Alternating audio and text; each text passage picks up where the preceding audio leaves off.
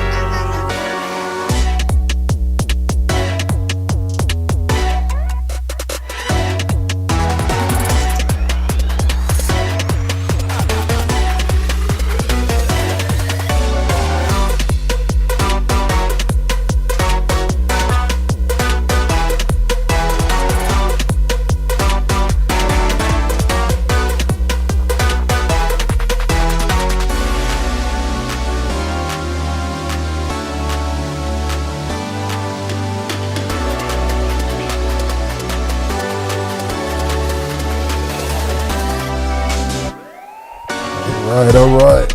Welcome to Cats versus Cards, episode 9. Cats versus Cards. How's everybody doing on today? I'm your host, William Washington, a.k.a. Willie Dubs. You see it right there at the bottom of the screen.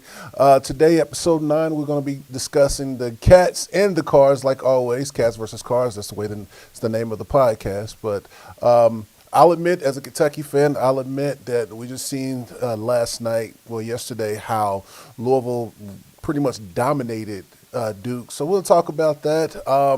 We'll check on with our resident basketball guys to see what's happening in the world of Louisville basketball, but as well as Kentucky. Kentucky showed improvement, but still fell to Tennessee, a really good Tennessee team. I don't think that we have a lot to hang our hats about, even though it might be disappointing. Then we also had some basketball action. We're a little short-handed today. Usually we have more people on with us, but it's all right. We can get it on and popping. Without further ado, we have at the top right corner, Richard. What's going on, buddy? All right, L1C4, sitting here again. Got my cup of Cardinal Kool-Aid. The cup of Cardinal Kool-Aid. He's drinking the Kool-Aid. All right, now we'll talk about refreshing. That. It's refreshing. To my bottom right. All right, Dietrich, what's going on all the way from Virginia? How you doing, man? I mean, I want to say go Big Blue, but it's just not in my heart right now. Honestly, if I was a drinker, I'd be in the bottom of the bourbon barrel. At the bottom of the bourbon barrel. You heard him right there. Now, I'll tell you guys, we've changed the time that we're recording and going live. Usually we go live Monday nights at 8:30, but we're changing it to Sunday at 7. So meet us here Sunday at 7. And also in the description of this video, if you're on Facebook, you will see a link to take you to our new home, the Cats versus Cards podcast home. Go ahead and click on that link and join the group, join the discussion. You'll get all of our notifications when we go live. Anything else that we have, any other news that we bring about, you'll get that first right there. You can be part of the group, be a part of the communities. It's going to be fun. I'll tell you, it's going to be fun.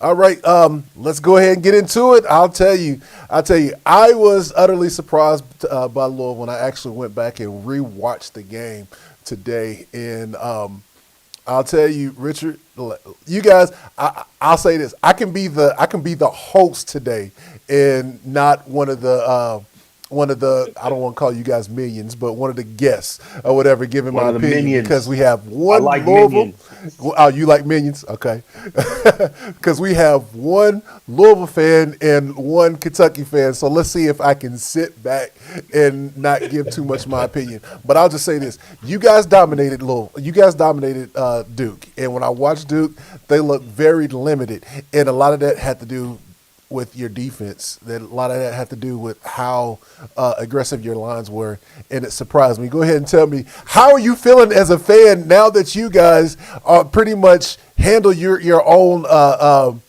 future as far as being able to be in that ACC championship game going against Florida State? How does that feel, man? Well, once again, oh, he's drinking the Kool-Aid. He's drinking the Kool-Aid on us. if I had my red shades, I'd put them on. Ah. I really, to be honest with you, as Louisville football fans, we've been in this position before. When Lamar Jackson, the year he won the Heisman, we started off rip-roaring, great success at the beginning and the midway of the season. Mm-hmm.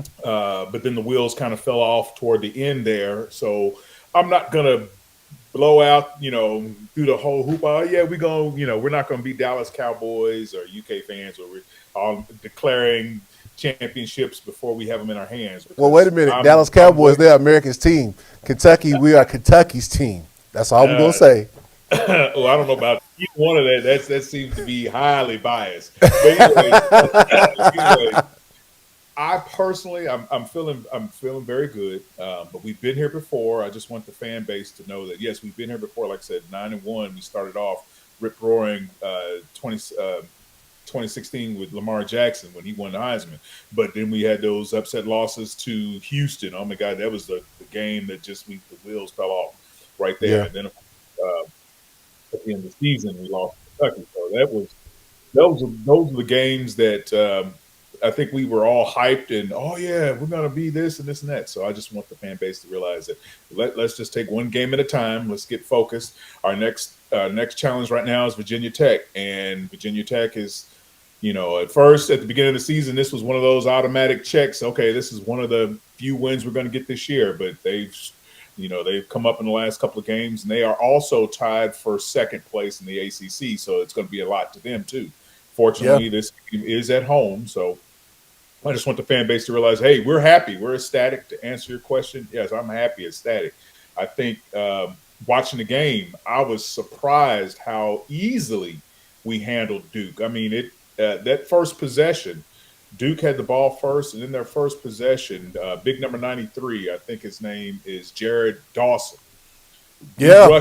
We rushed three, and that dude powered over the center and sacked the guy. I mean, I was just saying, he's just a sophomore, dude. I'm gonna tell you. I watched that. I said, "Oh crap!" He had the dude on skates. The dude had him like this. It was going straight back. Couldn't stop him. Right into the quarterback. And that's a sophomore, so Lord willing, we'll get 2 more good years out of him, unless he declares early. But I mean, just that first possession set the tone for the rest of the game, and I just couldn't believe how easy we were getting through that. Now they said that yes, they were missing their starting. I think it was the center. They had 2 starting offensive linemen that were out. Okay. But even with that, that kind of explains a little bit of it because when I look at Duke, I didn't watch any of the previous games, but looking at the stats, they don't look like that they're. And look at him; he's still drinking a Kool-Aid. It doesn't look like that they're a good passing team. So it looks like that they do a lot of their damage on the ground. It's similar to how Kentucky was in the past when Eddie Gran was our offensive coordinator. I mean, you didn't have much of a passing game, so you had to dominate on the ground and you had to have really physical lines. And so you have to have those starters. When you don't have those starters and you can't be as physical or as successful anyway on the ground, that just changes the whole dynamic of your team. And so I've seen a lot of like their best running play might have been their quarterback dropping back to pass and then scrambling and getting yards. I mean, that was the best one. And they didn't think he was going to do that because of the ankle. He was questionable, but his ankle held up until the end. Yeah. Until like maybe the fourth quarter. He got through the quarters on that. Let me go ahead and guys, let me go ahead and interject here because I completely forgot. Let's go ahead and talk about this game while we're looking at some of these highlights from these Louisville Cardinals. All right. Did you get that one where I was talking about at first possession? Yeah, that's it. Third minute. No, it was a possession before that, I think, wasn't it? Okay, that's his scramble where he scrambles out of there. That was probably the best run. The best run for him. And they were questioning, oh my goodness, his ankle looks healthy there.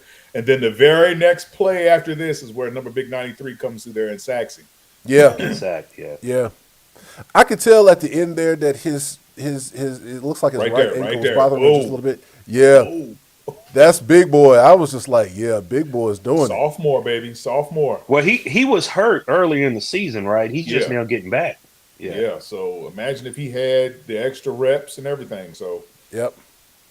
But he set the tone for the rest of the game, and I don't think Duke, they got smacked in the mouth. But what I don't understand, I understand the offensive woes because you're missing your two starting linemen. But on defense, that's what Duke was known for. They come in there, they were supposed to have been stout on defense. We were having the way. Our defensive line was getting in there, putting the pressure on them. Our offensive line was getting in there, holding them up, keeping them out, and establishing the run game, and easily. See what I'm saying? Yeah. Jordan came down through there and was just having a field day. Yeah. I would have expected. I didn't expect that push to be that dramatic, but they were getting that push all game long. And I'll tell you this: fourth down conversion that used that push, and they just powered over that defensive line. I'll tell you this: your offensive line they did a great job, a phenomenal job of blocking.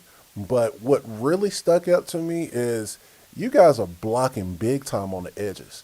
And when I say the edges, I'm talking about your wide receivers and your tight ends. They're blocking big time on it. This play right here, I could tell something's up with his ankle. I could tell something's up with his ankle because he couldn't change direction.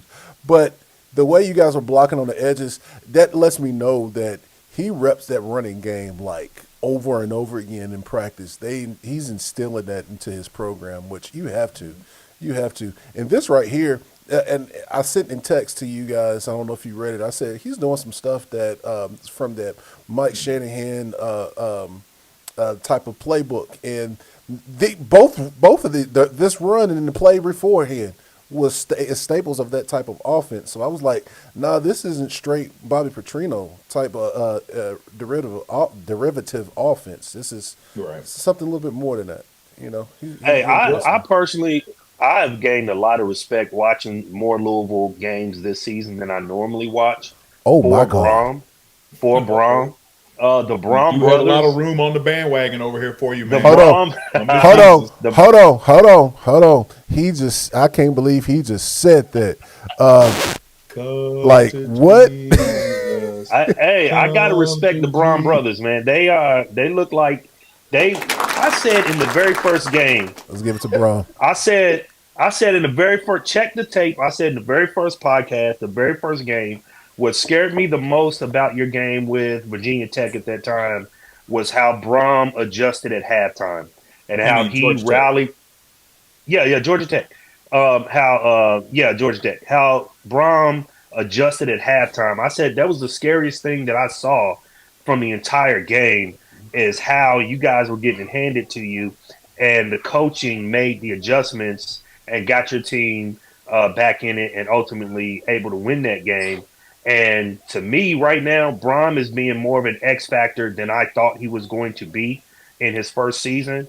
Um, he may make a name for himself at Louisville this second time around, or this The is this the Brahms will second time? be the Stoops of the state of Kentucky. How the Stoops ran Oklahoma and they Yeah. were deep into that program. The Brahms are like that here in Louisville. I mean, this rival is going to be a totally different thing now. Like I said, the first coach since Snellenberger who truly understood and believed in this rivalry and understood the importance of it. So it's going to hold. He's too invested in this program from playing, being an assistant coach, now a head coach. His brother's a coach. He's got his son on the sideline. They were talking about how he's a freshman at U of L, and he was on the sideline, so he's going to be just schooling him up. So I agree with you, Dietrich. Braum is going to be a difference maker. He's a difference maker for the program, and you can already see it in the first 8 games of the season. Well, like I said, you guys have a lot of transfers all over the field. I mean, it's apparent. I think the biggest difference that I've seen with those transfers has been with your skill guys on offense. Because last year we actually had Kentucky players that even before the game and after the game was just like they don't have any receivers. And I know you guys had the one guy that went on to do a little something, but our DB Valentine, he was really like the guy's nothing, and they were talking trash. And when it came to the games, I mean, yep, they might have had a couple of catches or whatnot, but they really didn't do anything. Like our Kentucky players really backed it up. Now this year, when I come and I see this, I'm mainly looking at Thrash, and I'm just like, all right, we can't say the same thing. These guys are much more dynamic now, So I agree with you. I think up and down the roster, the starting lineup, the only player that you really have to worry if he's got his A game is the quarterback. Everybody else, I've not seen Jordan take a game off. I mean, he was hurt in the Pittsburgh game. He was hurt. But even then, he still, he do try to get out there. And when the 2 attempts that he had, he did make positive yards out of them.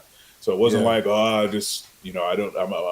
don't feel like running it. I'm going to take this loss. Or our receivers are making every catch they can make. I haven't seen a receiver take a game off, especially Thrash. That dude, if the ball is in his vicinity, he's catching it. I think I've only seen him drop 1 or 2 passes the whole season. And then one of them was uncatchable, and the other one he was seriously guarded, guarded well. So to look at the roster up and down, like I said, Braum did a heck of a job in the transfer portal because these are some athletes out here. And to answer your question earlier, I'm happy. Well, and also the running game being consistent this season. They've been consistently running either close to or over 200 yards every game. That's consistent running. You're not going to have. Do I think Jordan is a possible Heisman Trophy candidate? No. Do I think he's even a first round running back? No. But I think everything that they have put together, because you look at it, even I'm looking at the stats right now against Duke, they had 3 players carry the rock 160, 45, and 20, almost 25 yards. Man, that's consistent from your 3 top running backs. And then you got Plummer getting his scramble yards in. And, he only had a couple yards. But the fact that multiple players are getting yards rushing on the ground, and you got 160 yards from your starting running back, you can't be any more happy than that. And so that scares me also. This is not against scrub teams either. This is against Notre Dame. And, everybody's talking about how stout their run defense is. This is against Duke. Now Duke is not historically known to be a good team, but this year they was, after how they played Florida State and Duke, they had a good defense. They had a good defense. So this is qualified. So one or two things is happening. Either Louisville is better than we thought, or Duke, Notre Dame, they're not as good as we thought they were. That remains to be seen. I want to see you guys play Florida State, because I saw. Then you mentioned you haven't, Lathan, that you hadn't seen much of Duke. I watched the Notre Dame game, and I watched the Florida State game with Duke. And Duke looked good on defense. And I thought they were going to give you guys trouble.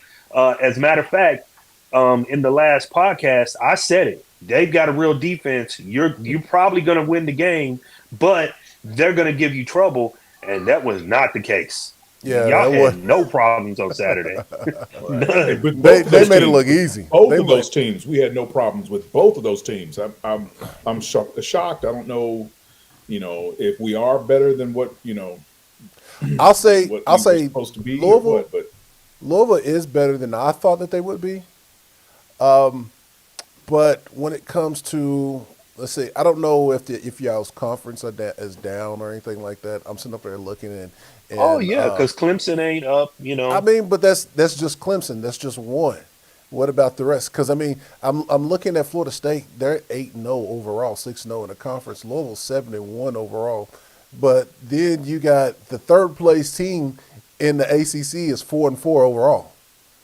So it's just like, are they? well, You still have your North Carolinas, which is 6-2. You got Miami that is also 6-2, but they're further on down the line. They got 2 losses. So who can realistically win it? I mean, you got a 4-4 Virginia Tech team. So 7-1 what's Louisville. y'all's toughest out of conference game for Louisville? What's Louisville's? And I'm not counting so far, Notre Dame are because you talking about so far or going forward? so far going forward throughout the year, who's y'all's toughest out of conference game? And I'm not counting Notre Dame because I put them in the ACC.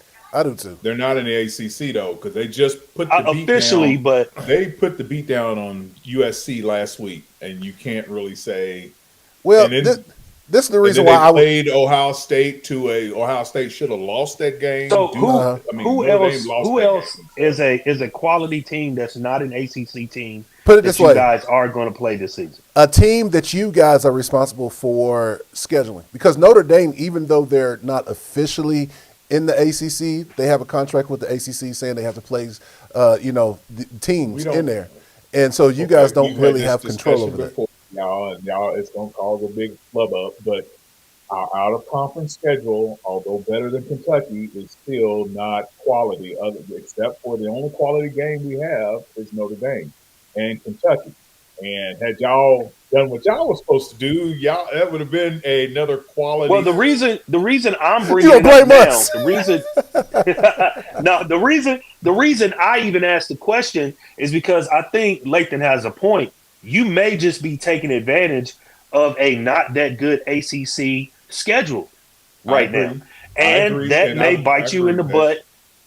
With this talk of possibly pairing you guys with an Ohio State or a Michigan for a January bowl. What you don't want to do is have them being the tallest little person and then go, up against the trees when you're playing against, a Big Ten or an SEC team. And we will see at the end of the season, if you guys are legit, or does Kentucky come and does it look easy?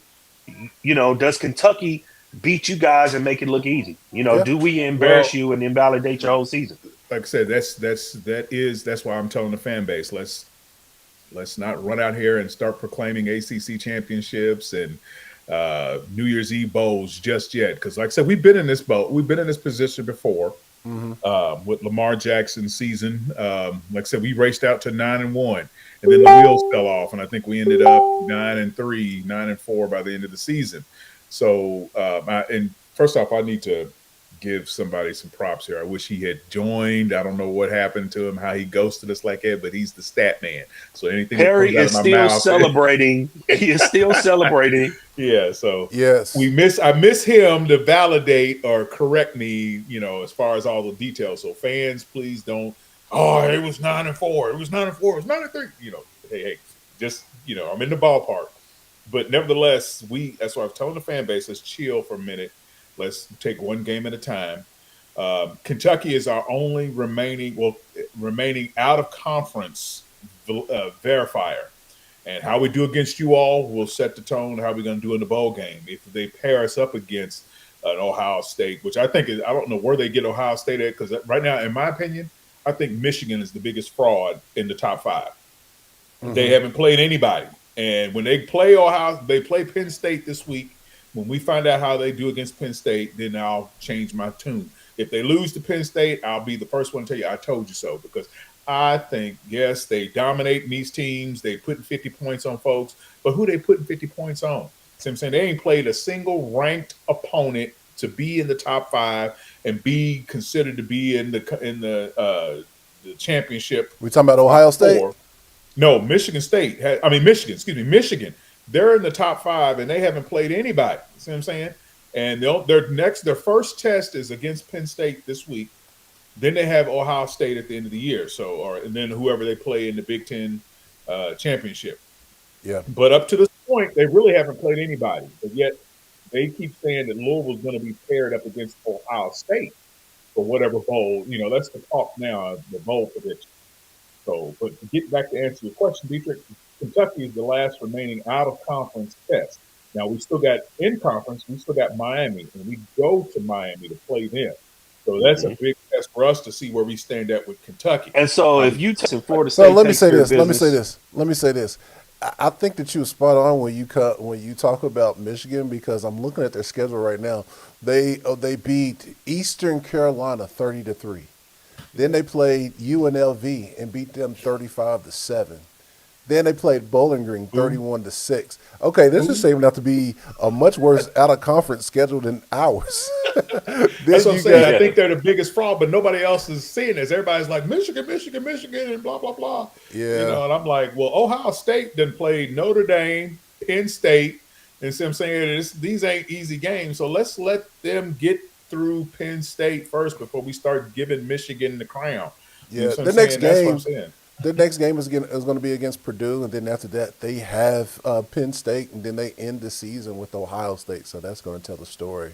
Oh, so they don't even have Penn State next week. They got another weak team to beat up on for everybody to give them accolades over. Yeah. So the whole bowl prediction, how they got Louisville, you hear the talk about Louisville going up against Ohio State. I think it'll be Michigan, because I think Ohio State's going to take the Big Ten and move on. But from that point, to answer your question, Kentucky is our biggest out-of-conference test remaining, but we have Miami as my opinion, is our biggest test to determine how we play Kentucky. And then you said something about Florida State. We don't see Florida State unless we make it to Charlotte, to the ACC championship. We don't play each other. But thankfully, thank goodness to Georgia Tech, who we beat, who turned around and beat the other crowned number 2 in the ACC this weekend. Yay, GT. Thank you for helping us out. They beat North Carolina, which was everybody was saying would be, Florida State's match in the championship, but they got knocked off. Yeah. So, guys, Tech may be playing spoiler. Well, they did. Let me hold you guys right here for a second. Because we finally got another guest on the show, fresh off of his celebration. He's been drinking the Kool-Aid as well. His name is William Perry Henderson. Look at him, guys. He is I don't know what the word is called, but deep in the Louisville logo. He got Louisville versus Kentucky in his background. Look at that. He's just so happy. Look at him. Welcome, Perry. How you doing, sir? All right. Hey, everybody. Glad to be in the service.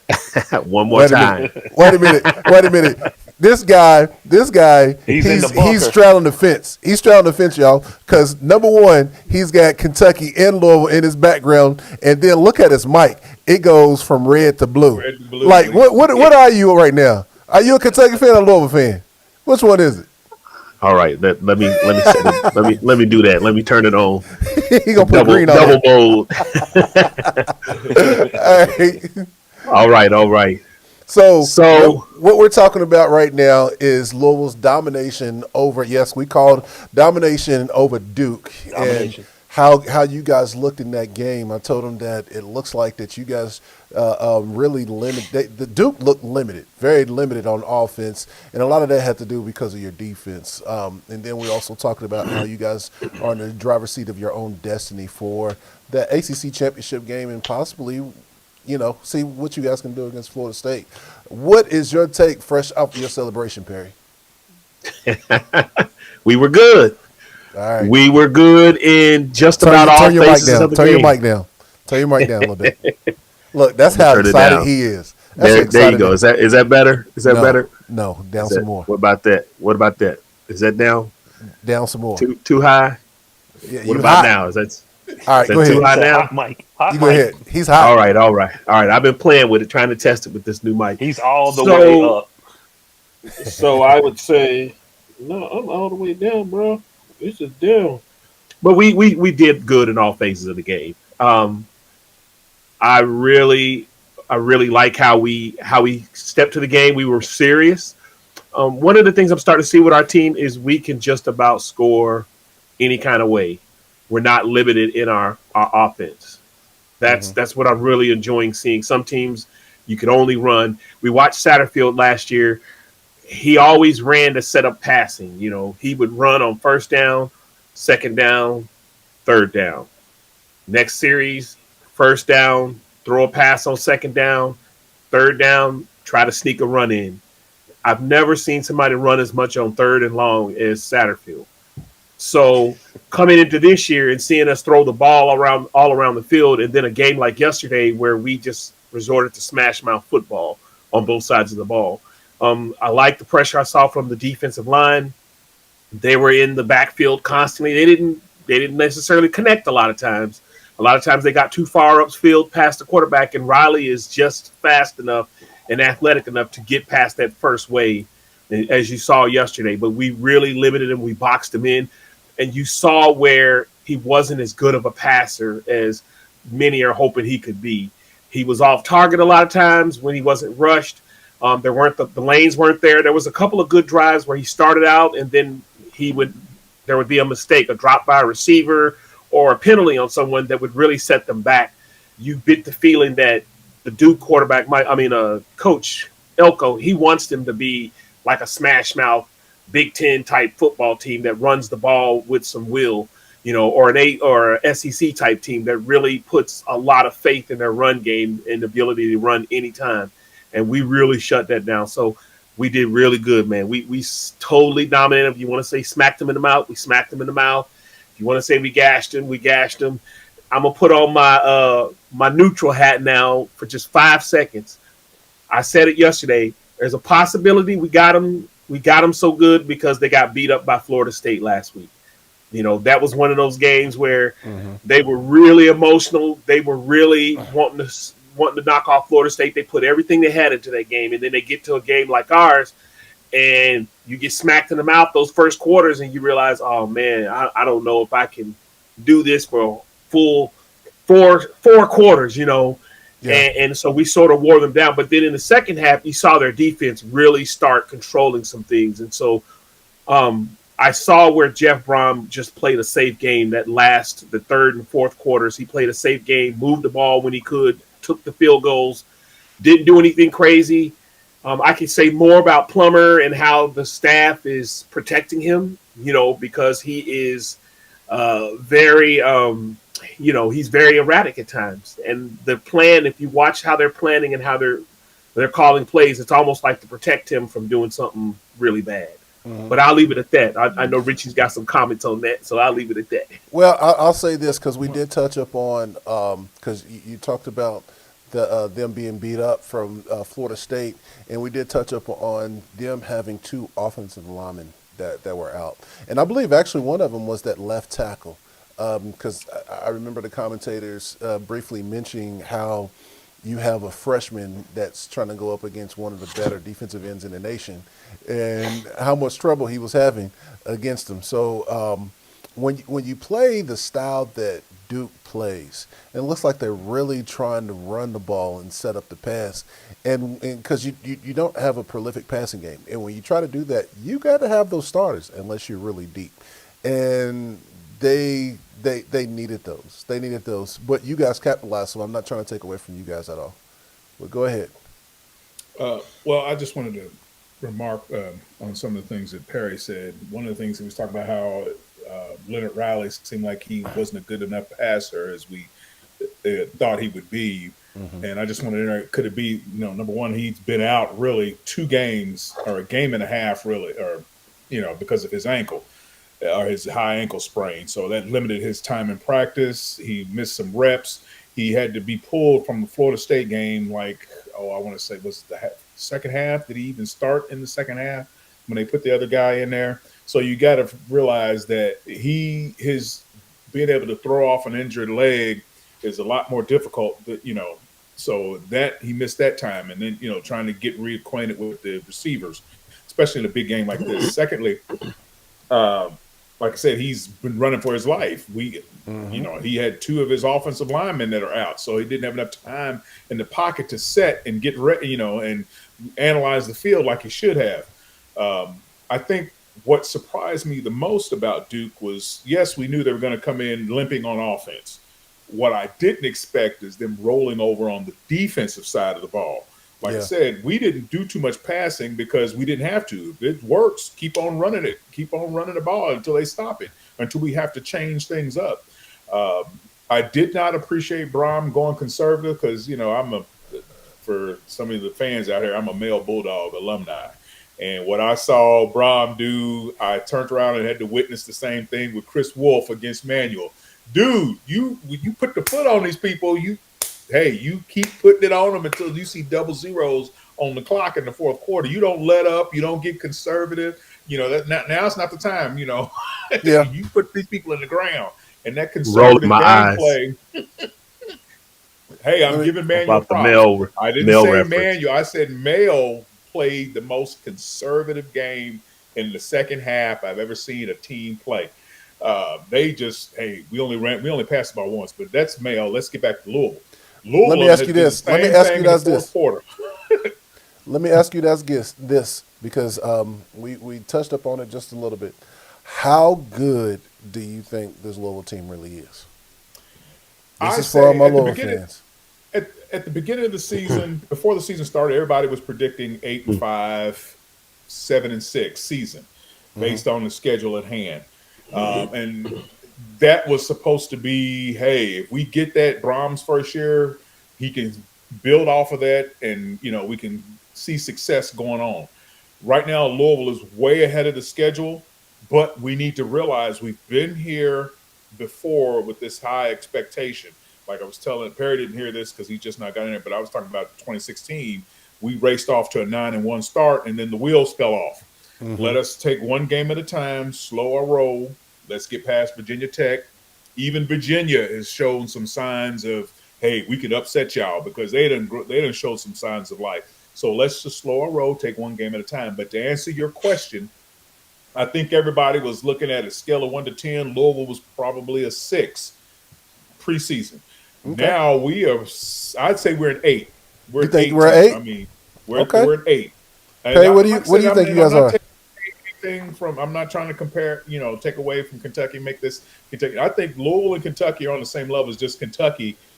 I don't know what I can't put my finger on it how y'all lost that game to Tennessee because we'll get to that. I'm getting ahead of the schedule, but to answer your question, I think Louisville is probably an 8 in everybody's minds right now. We had that Pitt game. We shouldn't have lost that. But to see the fact that we shot ourselves in the foot. Pitt didn't do nothing to us.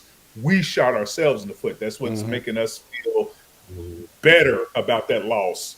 Now, had we gone in that game and Pitt just punched us in the mouth and rolled over us, hey, I would have a different perspective. But the fact that we rolled 500-plus yards on them jokers and lost because we kept turning the ball over on ourselves, I have a better perspective. So to answer your question, I feel we're an 8.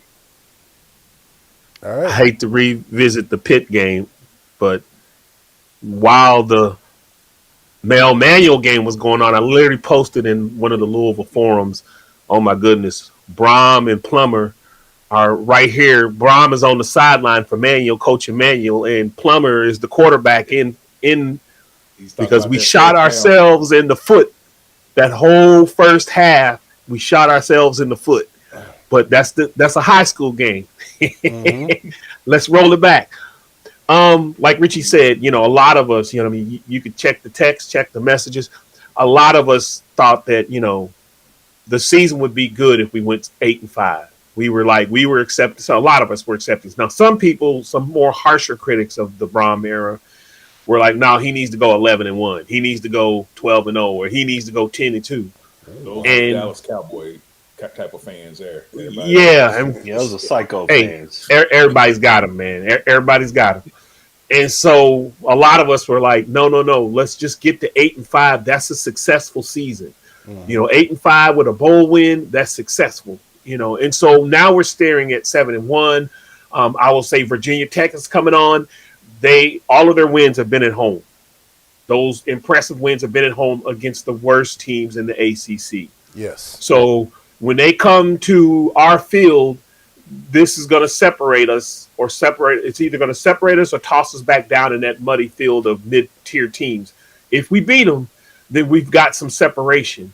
Enjoyed what happened to UNC. They're out of the picture for now. We could still, I enjoyed that. Actually, Virginia Tech is 3-1. If they beat us, guess what? They will be right there, ready to play FSU. Yeah. Yep. And so I'm saying 10-2 is very doable for this season. I need to watch a little bit of Miami a little bit more. It seems like they can't do anything without going into overtime. They got to take everybody into overtime. Kentucky, another story. The only thing that worries me about UK is their physicality. I'm not worried about your speed. I'm not worried about your size. We got all of that matched.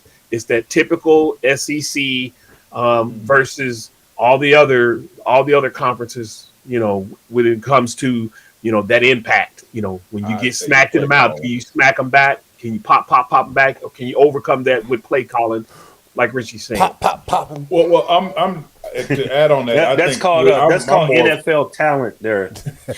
I'm more in fear of your play calling. We got that too, bro. So you're more in fear of the play calling.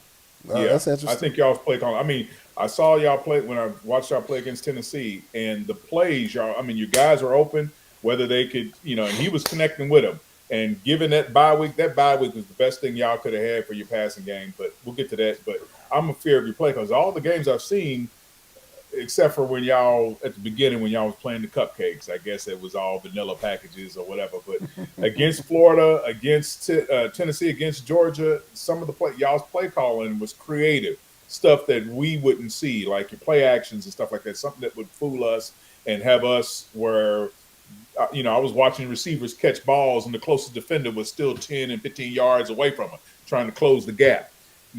That's what I'm afraid of.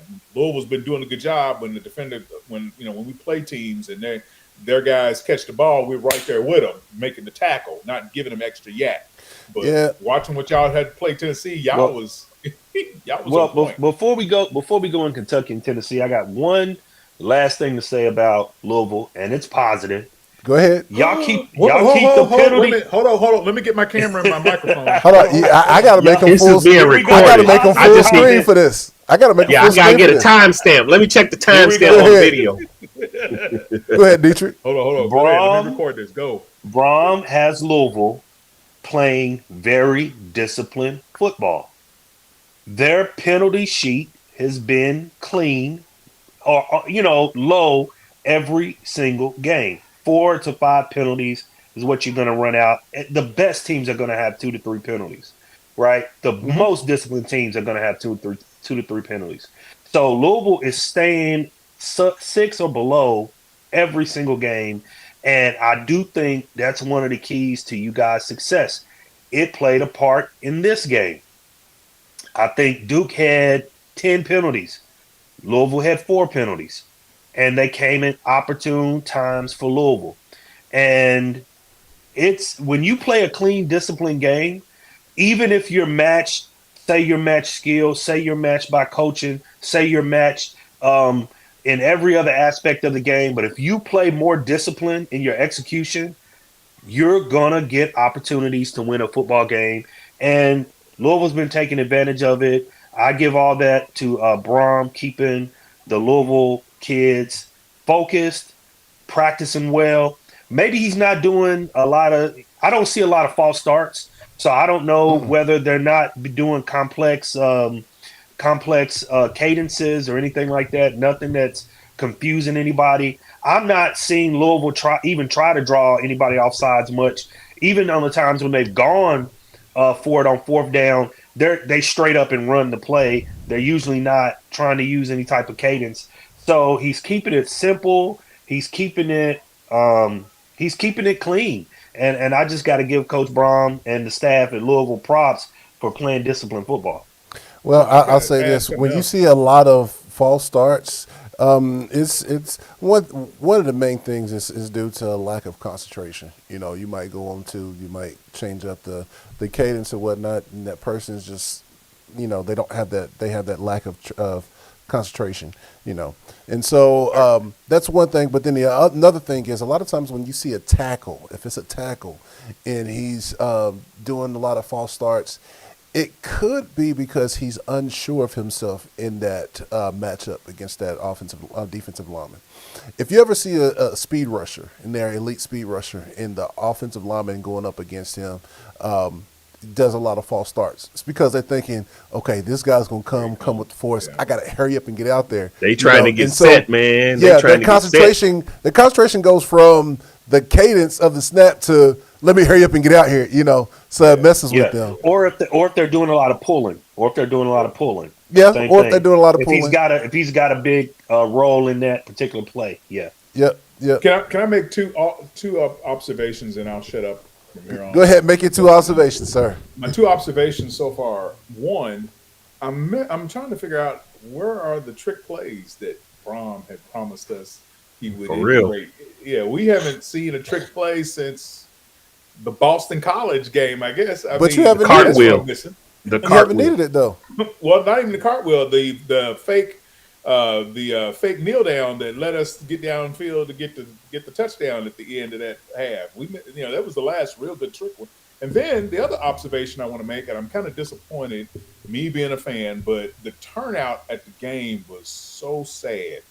I know people were Really? expecting it to rain, but I should have jumped on tickets. I mean, I went to a game party instead because I thought it was going to be too packed, and I didn't even think, it was going to be this. But seeing in the stands, this looked like a Satterfield 4-8 season. I'm surprised by And that. this was two top 25 teams duking it out for supremacy in the ACC. I was disappointed. I know, and I was hoping it was going to rain earlier so that I could use that as an excuse. But fans, man, we need to get back out there and start showing up. I mean, it was a 3:30 game. It wasn't a noon game. I can understand if it was a noon game. And I know we U of L fans, we don't get in the stadium till 5 minutes after the game has been kicked off. But this was sad. Yeah. It's one thing to have the Adidas showing. It's another when they pan around and it looked like a bandy game. Well, let me say this. To in order to close out this segment for Louisville football.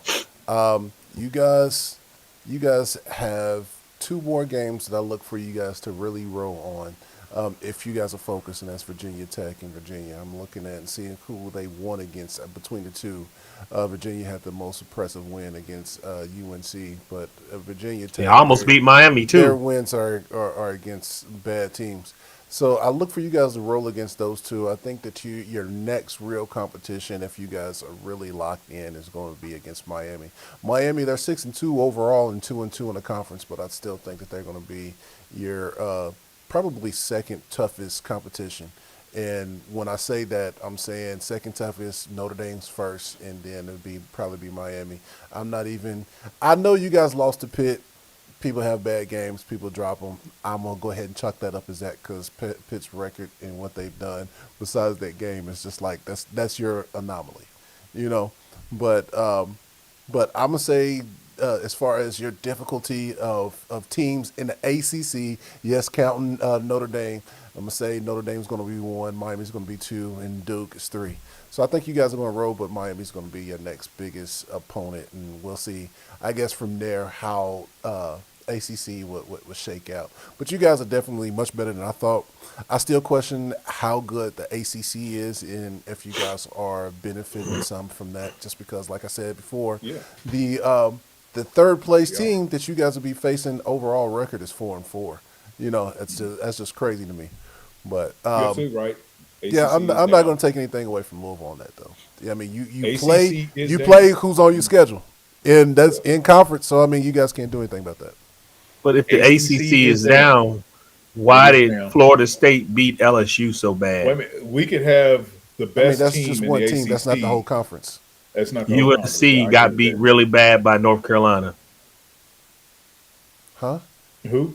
UNC got USC, beat. Oh, South USC, Carolina? You talking about yeah, South Carolina? they got South Yeah. beat Carolina bad ain't, by. that's like Well, you see where that's South like Carolina is playing Vandy. in our conference too.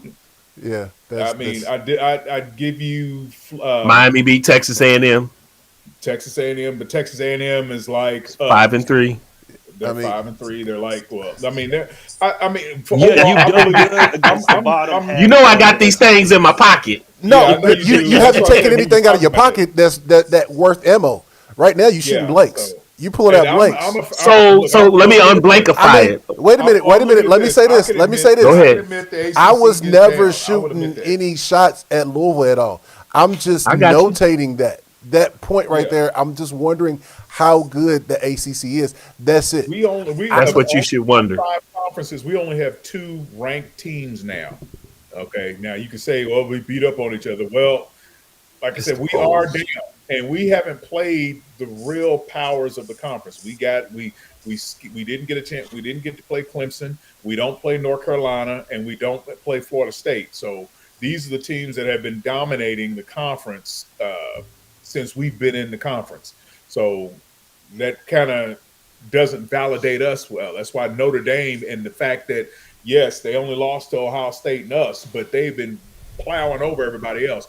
yeah. We're going off of we're going off of Notre Dame's sales right now. We're riding their coattails to the finish line, and I don't have a problem with that. Like Lathan said, you can only play who's on your schedule, but we have to admit the ACC is down. The SEC is down too. I'll say that. Um, but like I said, Does Perry overall, have a yes, SEC is spreadsheet down, on and it? we Yeah. are taking advantage of it. But that's what you're supposed to do. A team like when we get over into talking about Kentucky, you're supposed to take advantage of these down periods to elevate your program, to put you in a higher place. Now we'll get to that. Okay, so that's what we need to get to because we are almost an hour in this podcast and we start talking about Louisville just because one of their fans decided to come in late because they were partying so hard No, about I them thought winning. the clocks had rolled forward on you guys, so I was gonna wait till I thought that's what I thought.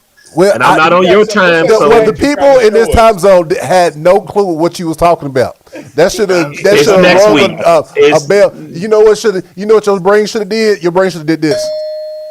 I guess I'm wrong, but that didn't happen.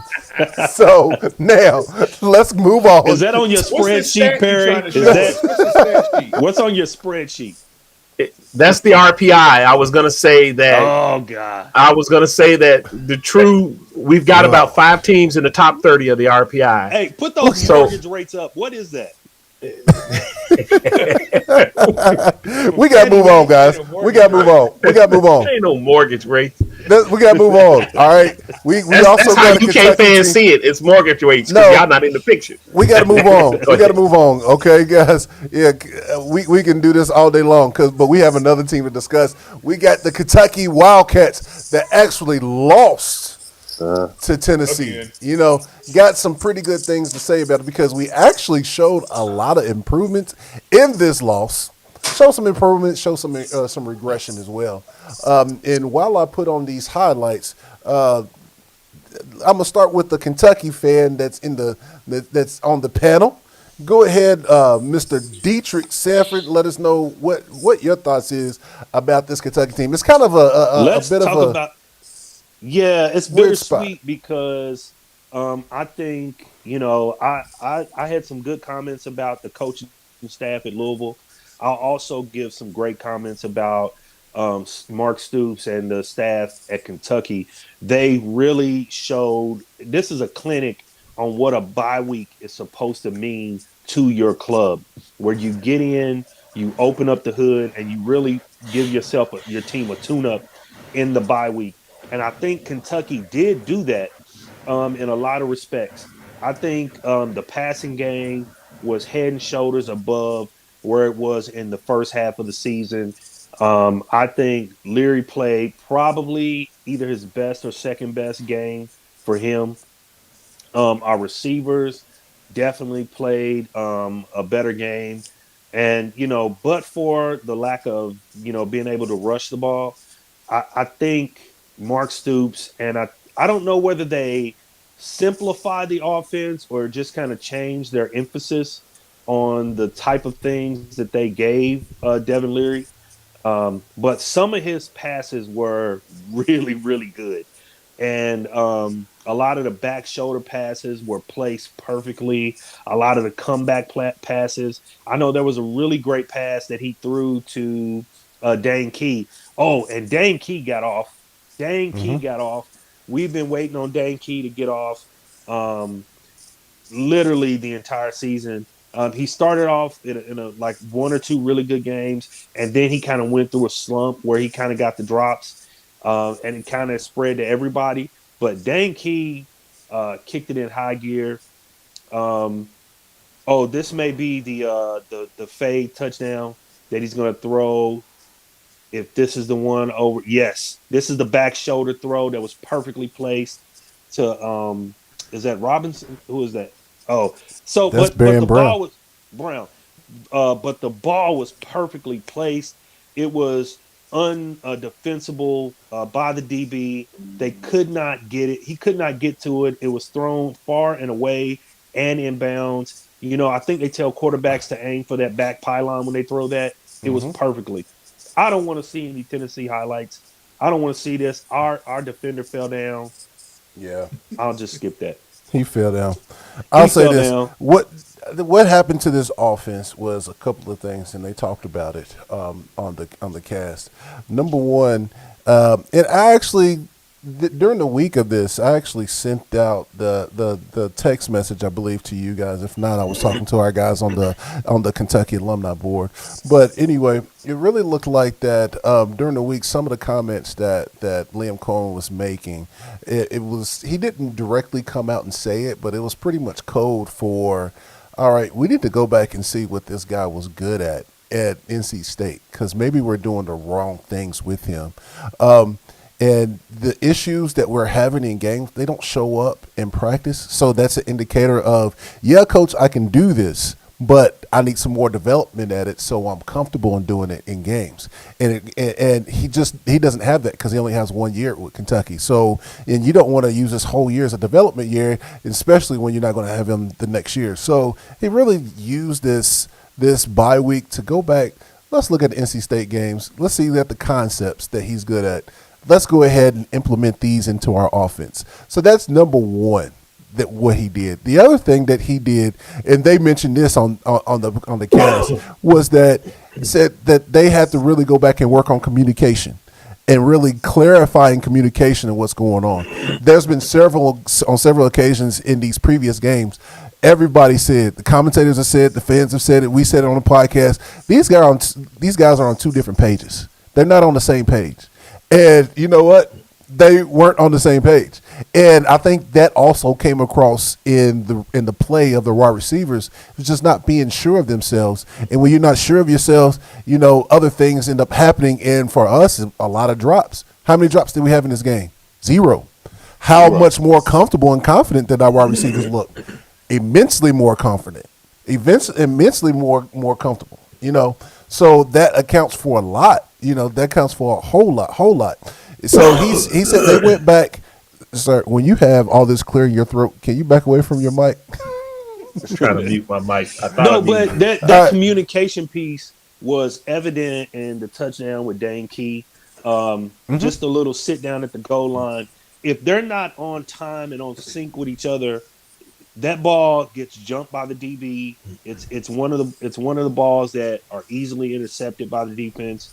Or if he turns the wrong way and Leary's expecting him to go left and he goes right and vice versa, you just miss it. Matter of fact, I think they ran that play early in the season and they were just totally they just totally went. Each of them were running two different plays. But it was synced. It was quick. I think it was a lightning pass. Soon as he got the ball in his hands, it was gone, and it looked amazing. Dane Key actually did a good job with the curl to lose his defender and get in the end zone. But that was a real example of how much better they have gotten with their syncopation, with their timing, and with them being on the same page. I 100% agree with you. It was night and day with this offense as far as the passing game, the running game. I actually think what happened with the running game is you go into this bye week and you really emphasize pass. You really try to get the passing game going, which he's done even in the games against the out of conference guys that we've had, Ball State, EKU, Akron, in them. You try to get that passing game going, and the running game, it doesn't become an afterthought, but you really don't work on it as much. And so then when it comes to the game time, you're like, okay, guys, I know we've been working on the passing game. Let's go ahead and flip on the switch to the running game. And it just doesn't happen like that, you know. I really think it was much simpler. I think the line just lost. They just lost the battle with they did. Tennessee's line. They did lose the battle. They straight up lost the battle. But,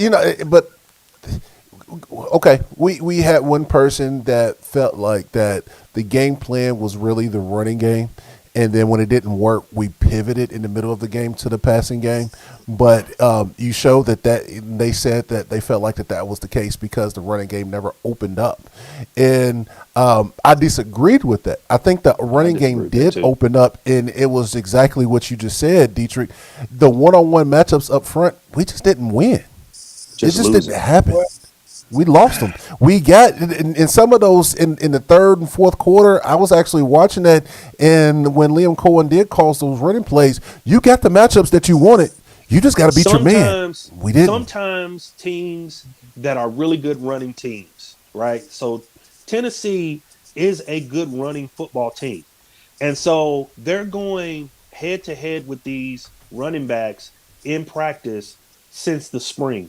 So even if you are not typically thought of as having a really good run defense, your run defense a lot of time will elevate based on how your running backs perform, based on what you're running in practice.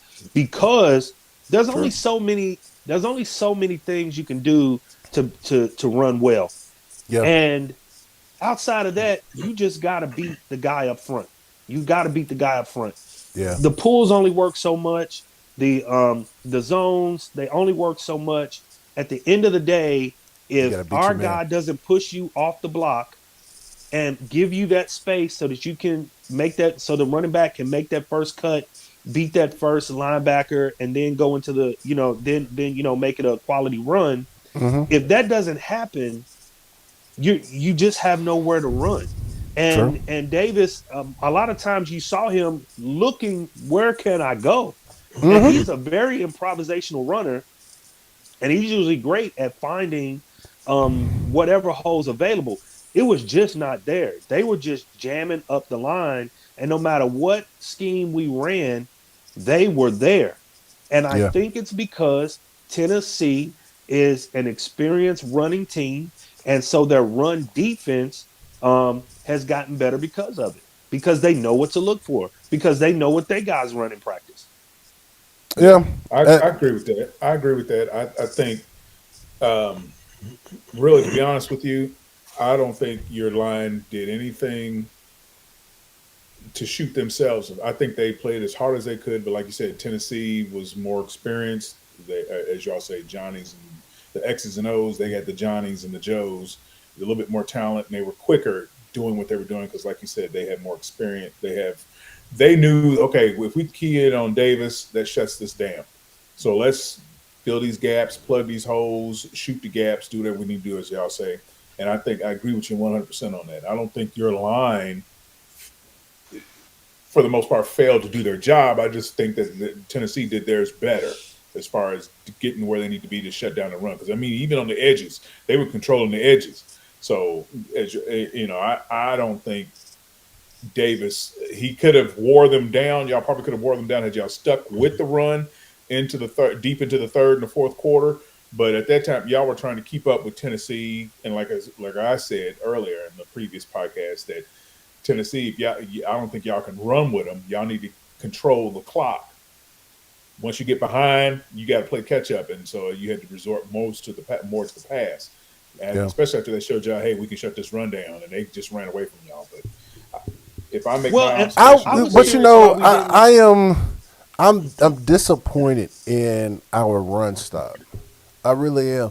And this is one thing that one bone that I have to pick with this whole ordeal. If I had to pick one spot that I felt like did regress, because I don't think the offensive line regressed. I still think that we could have done better, but I don't think that we regressed. Yeah. The one part that I do think that we regress is in our interior defensive front.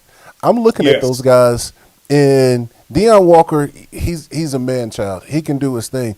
But our nose tackles, I hate the way that we're playing now. It's not exciting when you're playing the two gap and read and react. It's not exciting. You don't make a whole lot of plays. Stat sheets looks like you've done nothing. But guess what? We've shut down a whole lot of run defenses like that. We've put Quentin Bohannon in the pros. We've put Big Bully McCall in the pros. These are big butt guys that they don't get a whole lot of pressure, but if you're going to try to run up the middle, you can't move them. These are unmovable forces, and that's what we've had, and we've had success in stopping runs with that. Of course, it's a liability when it comes to pass because they can't rush the passer, but we've done a lot of creative things on the outside in order to make up for that. Now, fast forward to what you saw against Tennessee, we have the most athletic interior front that we've had under Stoops ever. Those two guys are really, especially Keyshawn Silver.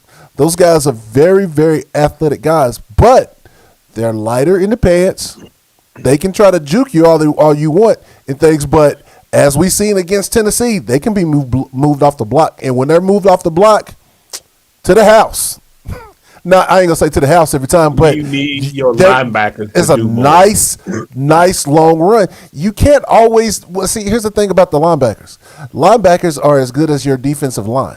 Your defensive line is supposed to help keep your keep the offensive line off the linebackers, so the linebackers can flow free to make plays and fill gaps. But if you're getting pushed off your block and they're able to get to that second level, your linebackers aren't going to be as great. And so I'm sitting up here and watching this, and I'm just like, my God.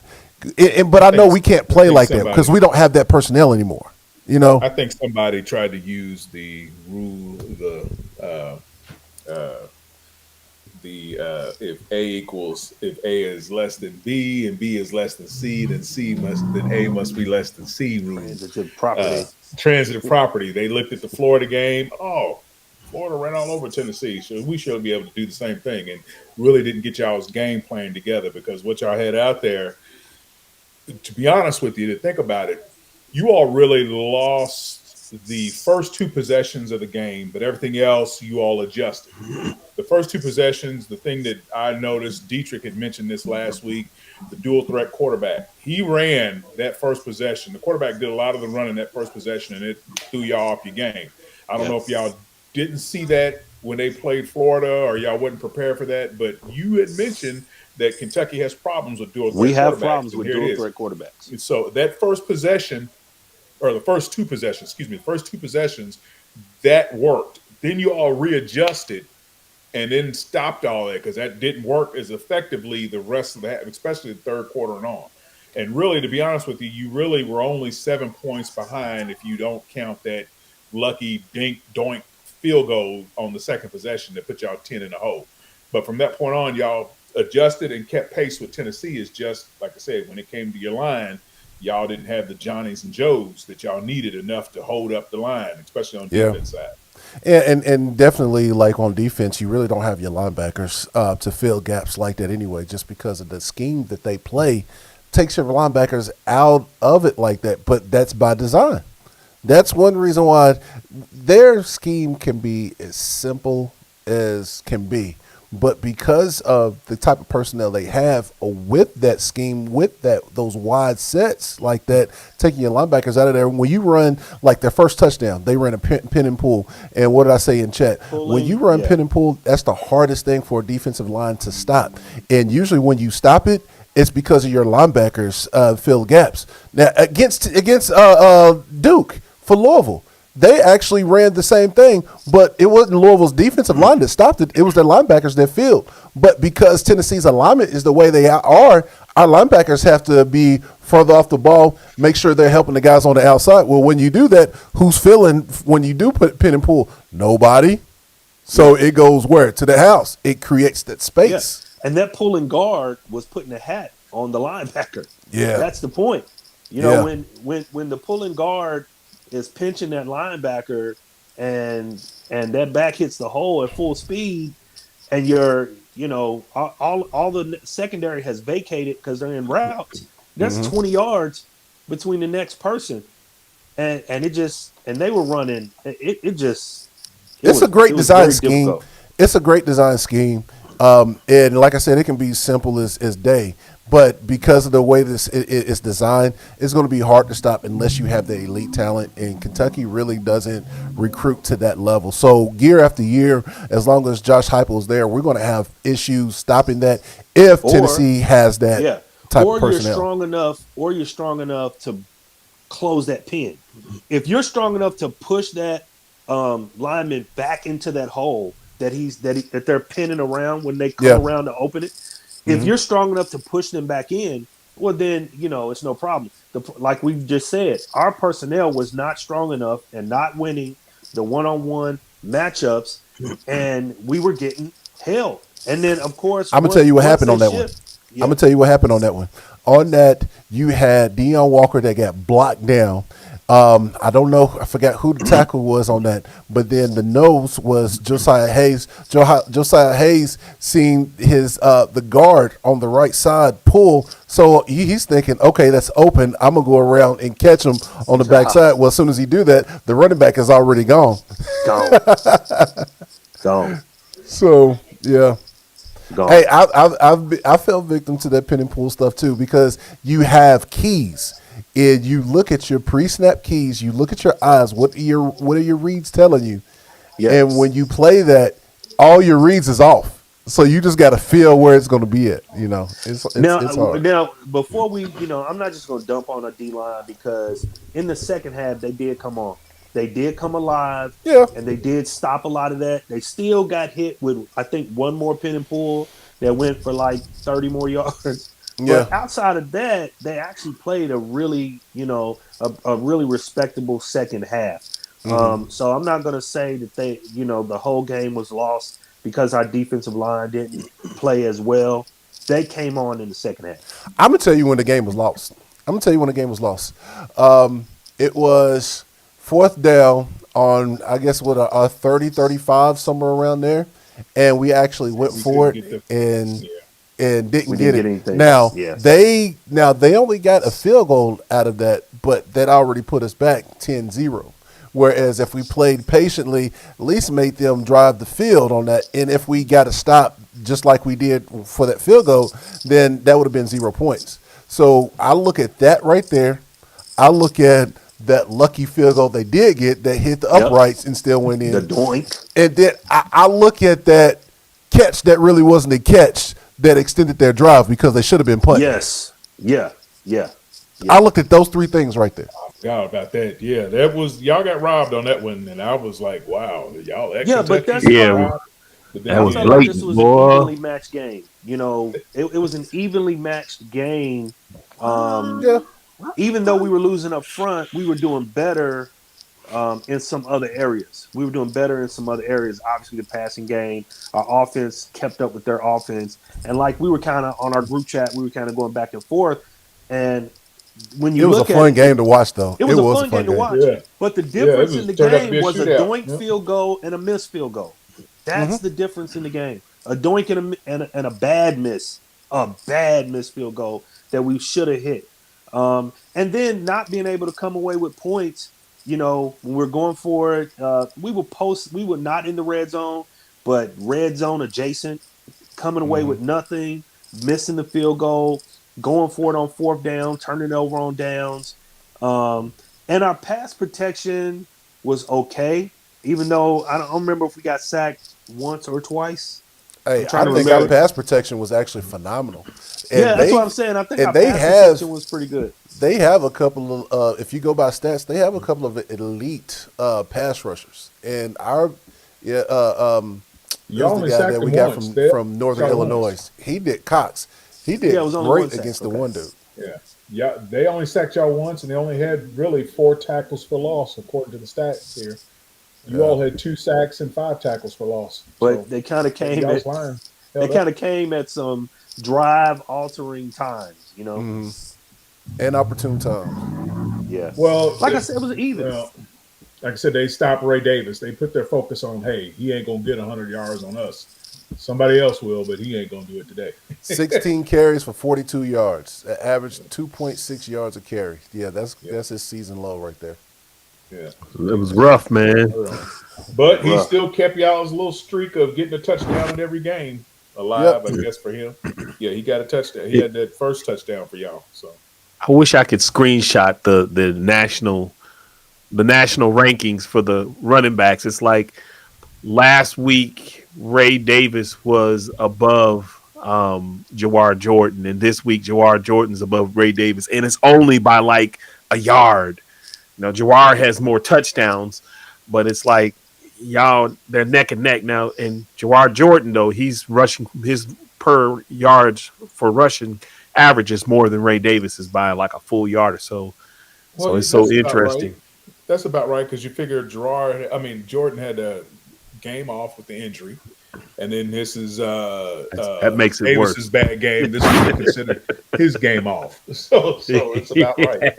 They're about even. So yeah, and Tennessee it's be a heck of a game, I think, some rivalry game, that's for sure. I think Tennessee, after taking the drubbing from Trevor Etienne at Florida, they fixed their problems. You know, they fixed their run defense. And Alabama only ran on them. They only ran, I think they're 100 yards, a little bit over 100. A little bit over 100, yeah. They stopped each other. Bama. I'm gonna tell you, if we got the Florida version of Tennessee, we definitely would have won this game. It wasn't gonna happen, man. I told you last week. I told you last week you all were comparing yourselves to Alabama and how you thought you were going to stop Tennessee, and I was like, nobody said that. Nobody said that we would stop Tennessee though. We weren't comparing ourselves to Alabama. I think y'all was using transitive properties. They said, well, if no, you didn't outright say it, but you sort of indicated like, what podcast are you guys listening to? You said, hold on. You said you last didn't say week, it, but you said, wish you said it. The first half, you said, I saw what Tennessee was doing, and I was like, I don't think we could beat them. But then I saw the stuff they was doing in the second half, and I kind of think we scored. And I was, I did say that. And I was trying to say that last week. But my point, I didn't think I said that, Dietrich. No, you didn't get my point in that. My point in saying that is it depends on what Tennessee shows up. If it was the first half against Alabama, Tennessee, we're going to lose this game. If it's the second half against Alabama, Tennessee, we'll win this game. It depends on what Tennessee showed up. We didn't get the second half Alabama, Tennessee. We got the first half Alabama, Tennessee. If the game was in Rocky Top, y'all was going to lose by 2 or 3 touchdowns. I didn't have the heart to tell you that last week. Y'all was going to lose by 2 or 3 touchdowns. But if 100,000 people was candy and nuts, I mean, everybody, that's neither here nor there. We saw last year. We'll see next year. It was at Kentucky, and everything that we was talking about was predicated on it being at Kentucky. But again, like I was saying, my point in that was only it depends on what Tennessee we get. When we watched this game and we lost, I don't think anybody in our chat was even any Kentucky fans, which is me and Dietrich, was even upset about it. We was just like, y'all was moral victory. We got beat. We already marked it down as a loss. I feel you. I understand. We've been there before. Y'all was full of moral victories. We already had this marked as a loss. You're still full of moral victories, even today. I'm just glad that the offense showed some sign of life, the passing game. Loss. This is I agree with you, Lathan, on the fact that you all wasn't really keying in on this as a victory. Remember, I said it last week at the podcast. I said your fan base on the chats and the boards have already chalked this up as a loss for most of y'all. We did. We were talking about basketball. Yeah, that's exactly what I said. I said y'all have already started rolling out let's wait to basketball season. We'll get let's talk about basketball. Because look, at that point we had no passing game. All we had was a running game, and so our thing was, can our running game keep up with this dynamic Tennessee offense? We already knew what the offense was about. We knew that we weren't going to stop them like that. We couldn't 2 years ago. We couldn't last year. We're not going to this year. So it wasn't all of a sudden we're going to stop them now. We knew that wasn't going to happen. Can our running game keep up with their dynamic offense? No. But that's all we had to go off of. So again, it was, if we got that second half Tennessee that couldn't do nothing, maybe we could. But if we get normal Tennessee, or we got the first half Tennessee, we can't. Nobody thought that was going to be a win. Nobody did. And I think you're missing the point. The game was a coin flip game. It was one doink field goal that they shouldn't have made, and then us missing one that we should have made. That's the difference in the game. Otherwise, it's 30-30. If you just switch those two outcomes, where we should have kicked Moral victory. Listen, it was a coin flip game. It was a close game. It came down to two field goals. Call it a coin flip. That's a coin flip game. It comes down That's to for two you, field goals. Perry. Moral victory. Be honest with yourself. Perry, what's the moral? What are you y'all talking think about? your chances of winning the game were? Coulda, shoulda, woulda. 20%, 30%, 50%. When you say coin flip, that's a 50%. Yeah, it was a 50-50 shot on winning this game. This was you not. Think it was that high, 50-50. Absolutely. Actually, I wouldn't call it 50-50. I wouldn't call it 50-50, but the way it unfolded, it definitely was. In the beginning, I was just like, before the game started, but Vegas, based on watching the game, Vegas, everybody, even your own fans said we have probably a 30% chance of winning this game. 30%. And that's if everything falls based on before our the game performance started. in the last two games. Yeah. Yes. Based on your performance up to that point, whether it's the last two games, every game period, at that point, before the kickoff, 30% of your fan base felt that y'all could pull this off. 30%, I'm going to say everybody thought y'all had 30% chance we pull this off. 30% is still great odds, but when you say coin toss, no, it wasn't a coin toss. But now, based on unraveled that way, but it didn't start off that way. Especially when Tennessee came down there and ran quick 7 points on you. Hey, I'm just glad y'all didn't get blown out, man. I'm glad y'all didn't get blown out at home. It started to look that way when they went straight down the field on those first two drives. I'm glad y'all made it, man. Hey, sir, y'all made it. Now, do you see? Do you feel like how should we say this? So do you feel like Tennessee fans should expect a win from UK going forward, just like UK fans expect to beat Missouri, or they expect to beat South Carolina? If I'm a Tennessee fan, I wouldn't expect to lose against Kentucky. Just just be honest. I wouldn't. But I expect it to be. I think the Tennessee Kentucky game is going to be a competitive type of game, barring Tennessee getting in some crazy recruiting class. For y'all, UK I think fans. over the next 3 to 4 years, you can expect this game to be a competitive game. Just like you can expect the Florida game to be a competitive game, just like you can expect the Missouri game to be a competitive game. 100%. No one looks at Kentucky anymore and says, okay, check that win off on our schedule. Now, Georgia may, Alabama may, but that's it. Okay, let me ask you a question, UK fans.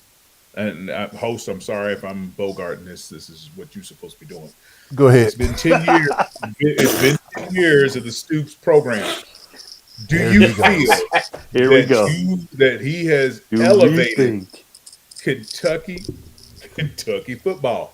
Because when you started out, before Stoops got here, you all were behind Georgia, Tennessee, Florida, and South Carolina in the SEC East. We're not even talking about who's on the West. We're just talking about in the East. You were above Vandy, and was he here when Missouri? Did he get here before Missouri or at the same time as Missouri?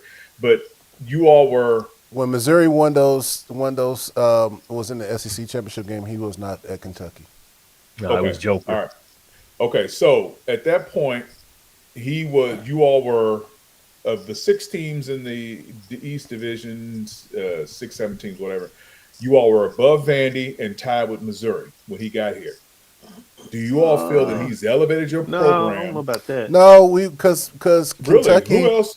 We won 2 games. You all were splitting them with Vandy, and I'm not talking about Mississippi State. I'm talking about just the East side. I'll tell you this. When Stoops got here, the record that Vandy has right now is what Kentucky had. Vandy is 0-5 in the conference, 2-7 overall. That's what Kentucky was exactly. Kentucky finished that season, that final season with Joker Phillips with 2 wins. When Stoops came, we only still had 2 wins because the talent had to get much better. It was 2-10. So did he elevate Kentucky? Did he elevate Kentucky? He definitely elevated Kentucky. That's not a question. It's the facts. Definitely. What'd you say? Now, but I'm asking you a question though. But see, also the thing that changed, finished? No. just because you have the number of wins, remember, you all started playing cupcakes, and you all moved the Louisville game to the end of the season. No, y'all didn't. Y'all didn't play the cupcakes that y'all playing now. Y'all softened up your schedule. No, the only difference is Richard. The only difference is we used to play Indiana. We don't play Indiana anymore. That's the only difference. And we moved the Louisville game to the end of the season, or it was moved. I don't think we moved it. It was moved. Yeah. That was basically a mutual. It was because the ACC and the SEC. Yeah, it had to be moved to the last game. It wasn't. It wasn't us. It was that rivalry week thing or whatever. Stoops has made us a competitive football club. Competitive how? Yes, you're right. Now, where do you all see y'all? Okay, we talked about this before. Now you all are. You've jumped over Florida, but you've fallen behind Missouri, or you're slightly lower than Missouri. I wouldn't say we're behind Missouri or Tennessee. I say that there is about 3 teams that are kind of in a round robin for second place in the SEC East. Kentucky is not one of them. Kentucky is one of them. Kentucky's not one of them. Hold on. Missouri is one. Hold on before y'all keep talking. Perry, push your mic away because your thing is still real loud and you're peaking like crazy. Okay, so Georgia and Tennessee. Like I said, Tennessee. Okay, the reason I say this is because remember we saw that meme from Florida, from the Florida fan a couple weeks ago, how they was talking about their schedule next year and who put this schedule together, and they was talking about how we can't even get Kentucky, we can't even guarantee Kentucky win anymore. Kentucky is a track game for us now. So you all have put the fear in Florida. Tennessee doesn't see that. Tennessee, we lost that one game a couple years ago, but our goal is we got 2 goals: beat Alabama and then beat Tennessee. It's bourbon and whiskey. They almost play that game just as serious as the Alabama game. So I don't think y'all have elevated Tennessee.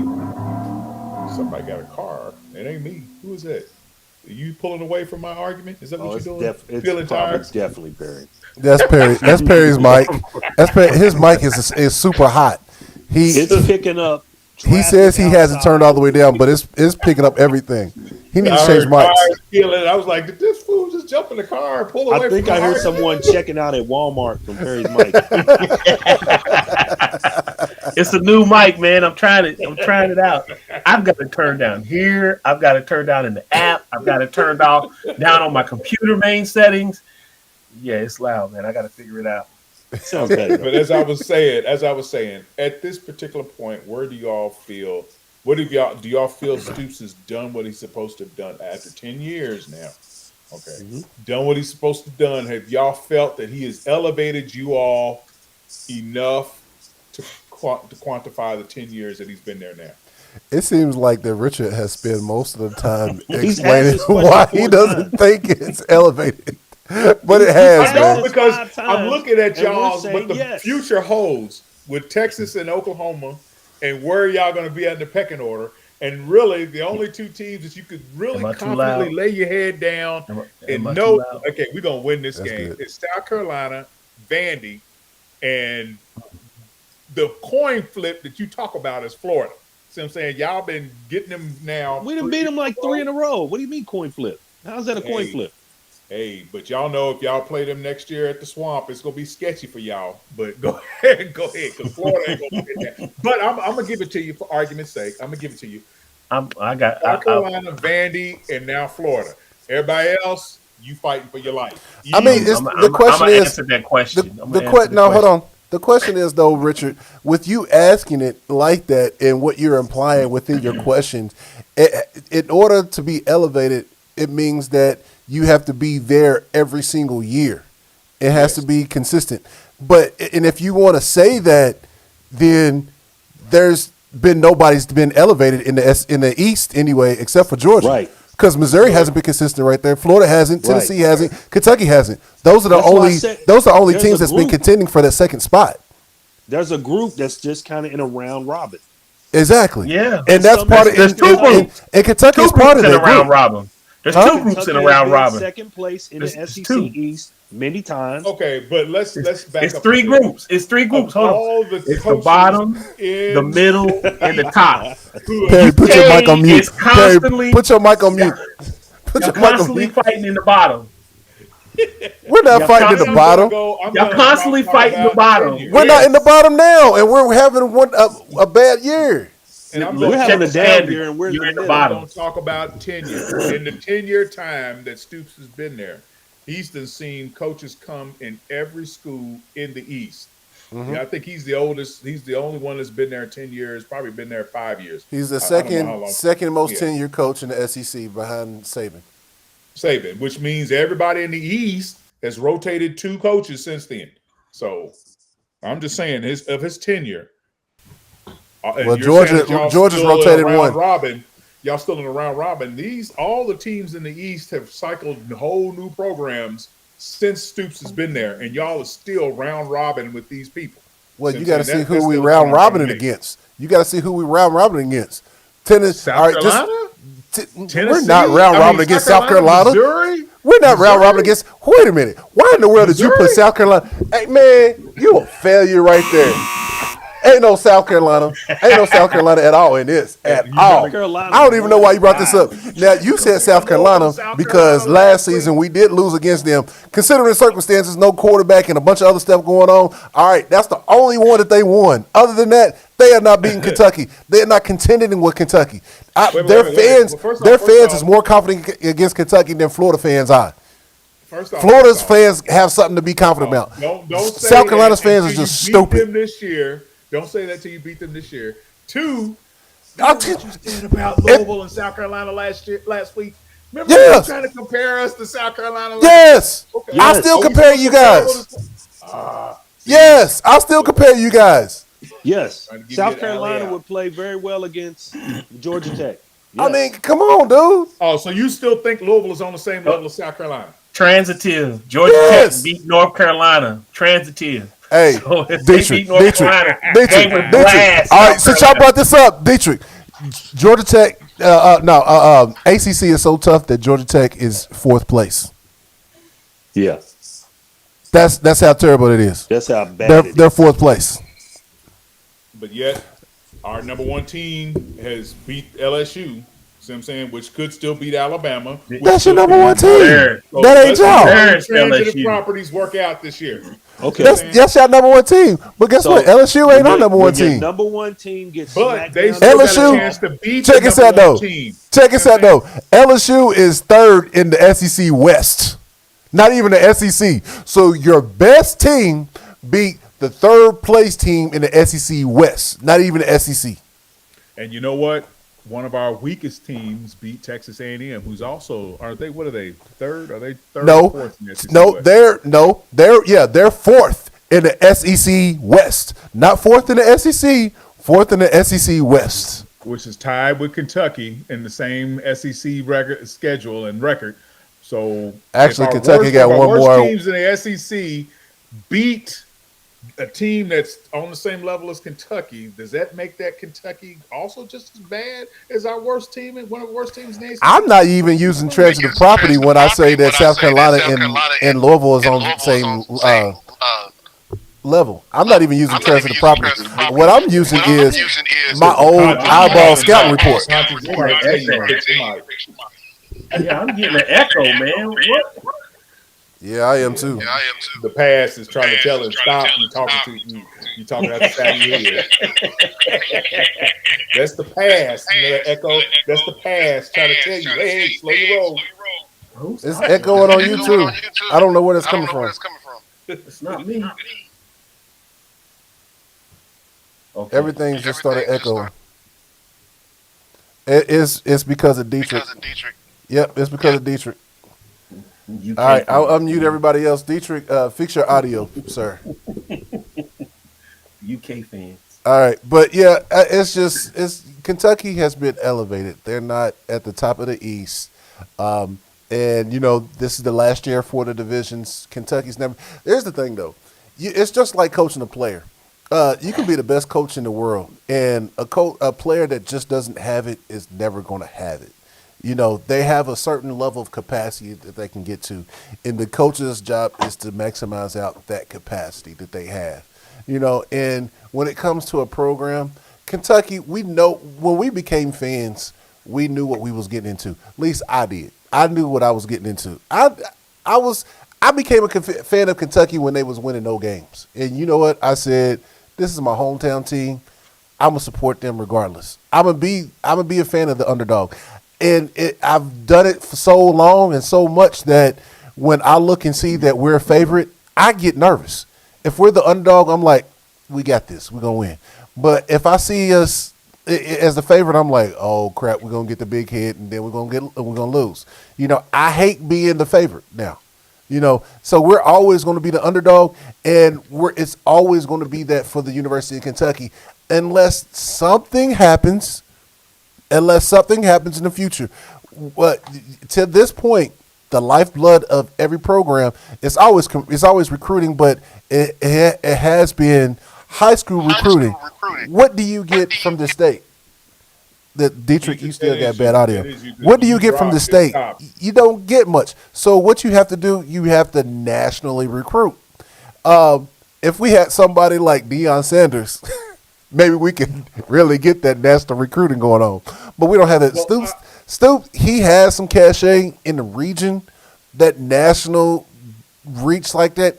He just don't, at least he hasn't shown it. So we don't have that unless something breaks there. Now, maybe in the future, we see that this new age of the transfer portal, that can be our lifeblood and we can get even better talent from there. And if that's the case and that happens, then, okay, maybe we can elevate some more. But if not, we're always going to be somewhere around where we're at, We're always going to be like, you got the two examples that I brought to you before that took much longer than even 10 years. That was Joe Paterno at Penn State and Bobby Bowden at Florida State. They took much longer than 10 years to build their program to a championship, national championship power. But their home base, their recruiting home base was much better than what we have. Yeah, and it's a different time then too. I mean, the SEC wasn't as powerful as it is now.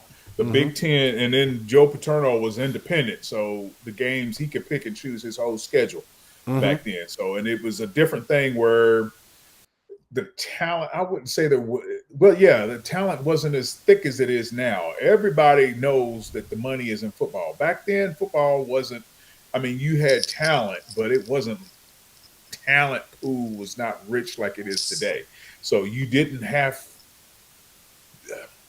Let me put it this way. I'm just going to say, for the time, you didn't have the competition for talent like you do now. And so it making it difficult to raise and produce a team, a good product. You had time to develop. But as far as, I guess the point I'm trying to make is after 10 years of building Kentucky, I would have expected them to be a solid 3 in the SEC East. That's how hard it is. Maybe 4 or 5 in the SEC overall. You're not a solid 3, not even in the East. You're not a solid 3. When I'm talking about solid 3, every year Kentucky is at least 3. Now they would compete to move up every once in a blue moon, be number 2. But every year you're a solid number 3 in the East, at least maybe 5. It might be time for in the whole conference. But right now, as it stands at the end of the at the end of the season, you guys will probably you'll probably be 4 or 5 in the East. See what I'm saying? Nah, we ain't gonna be no or 5. we might get tied for 3. We might be tied for 3. Tied for 3?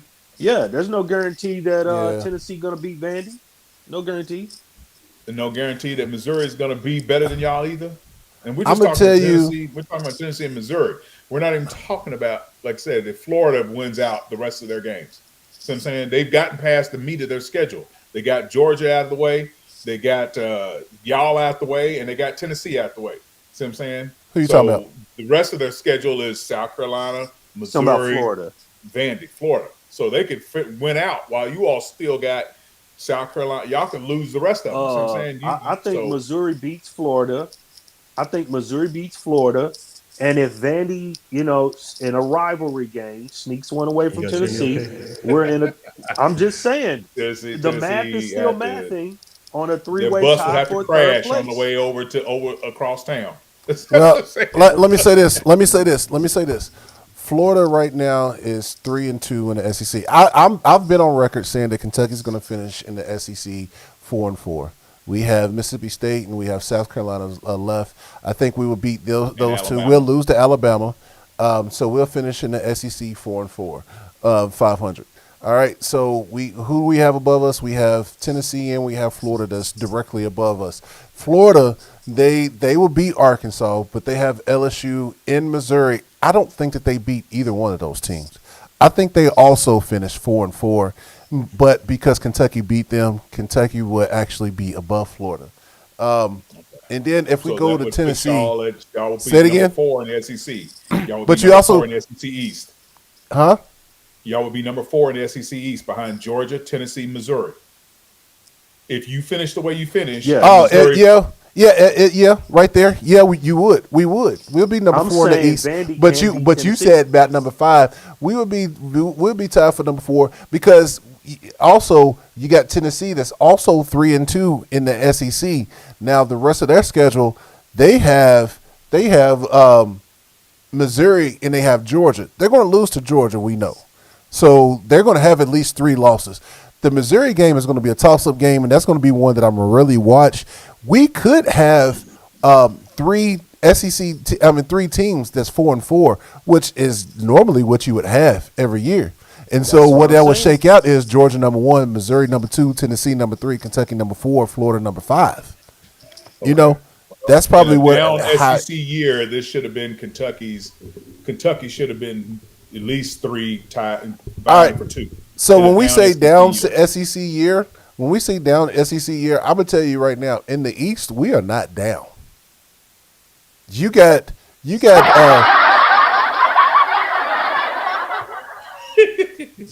y'all should have beat Missouri. Y'all definitely elevated over Florida this year in the last couple of years. But check this out though. Tennessee was 30% shot, so y'all should have been at least 3, solid 3. But check this out. You got Georgia that's the number 1 team in the nation. They're 8-0, 5-0 in the conference. I mean, I don't know how you be down.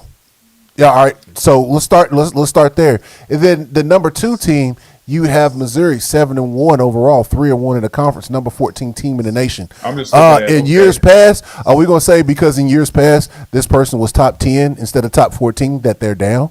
That the second place team is down? We're talking this year how y'all lost to Florida State, you're out of conference. Y'all lost to Texas, you're out of conference. Y'all lost to Utah, you're out of conference. Y'all lost to. I'm just going by the out of conference. How y'all the team that lost to Utah, the other conferences, especially a down ACC. That's what I'm talking about. When I say down, overall, you're talking about Alabama loss. You're talking about LSU loss. And you're talking about Florida loss.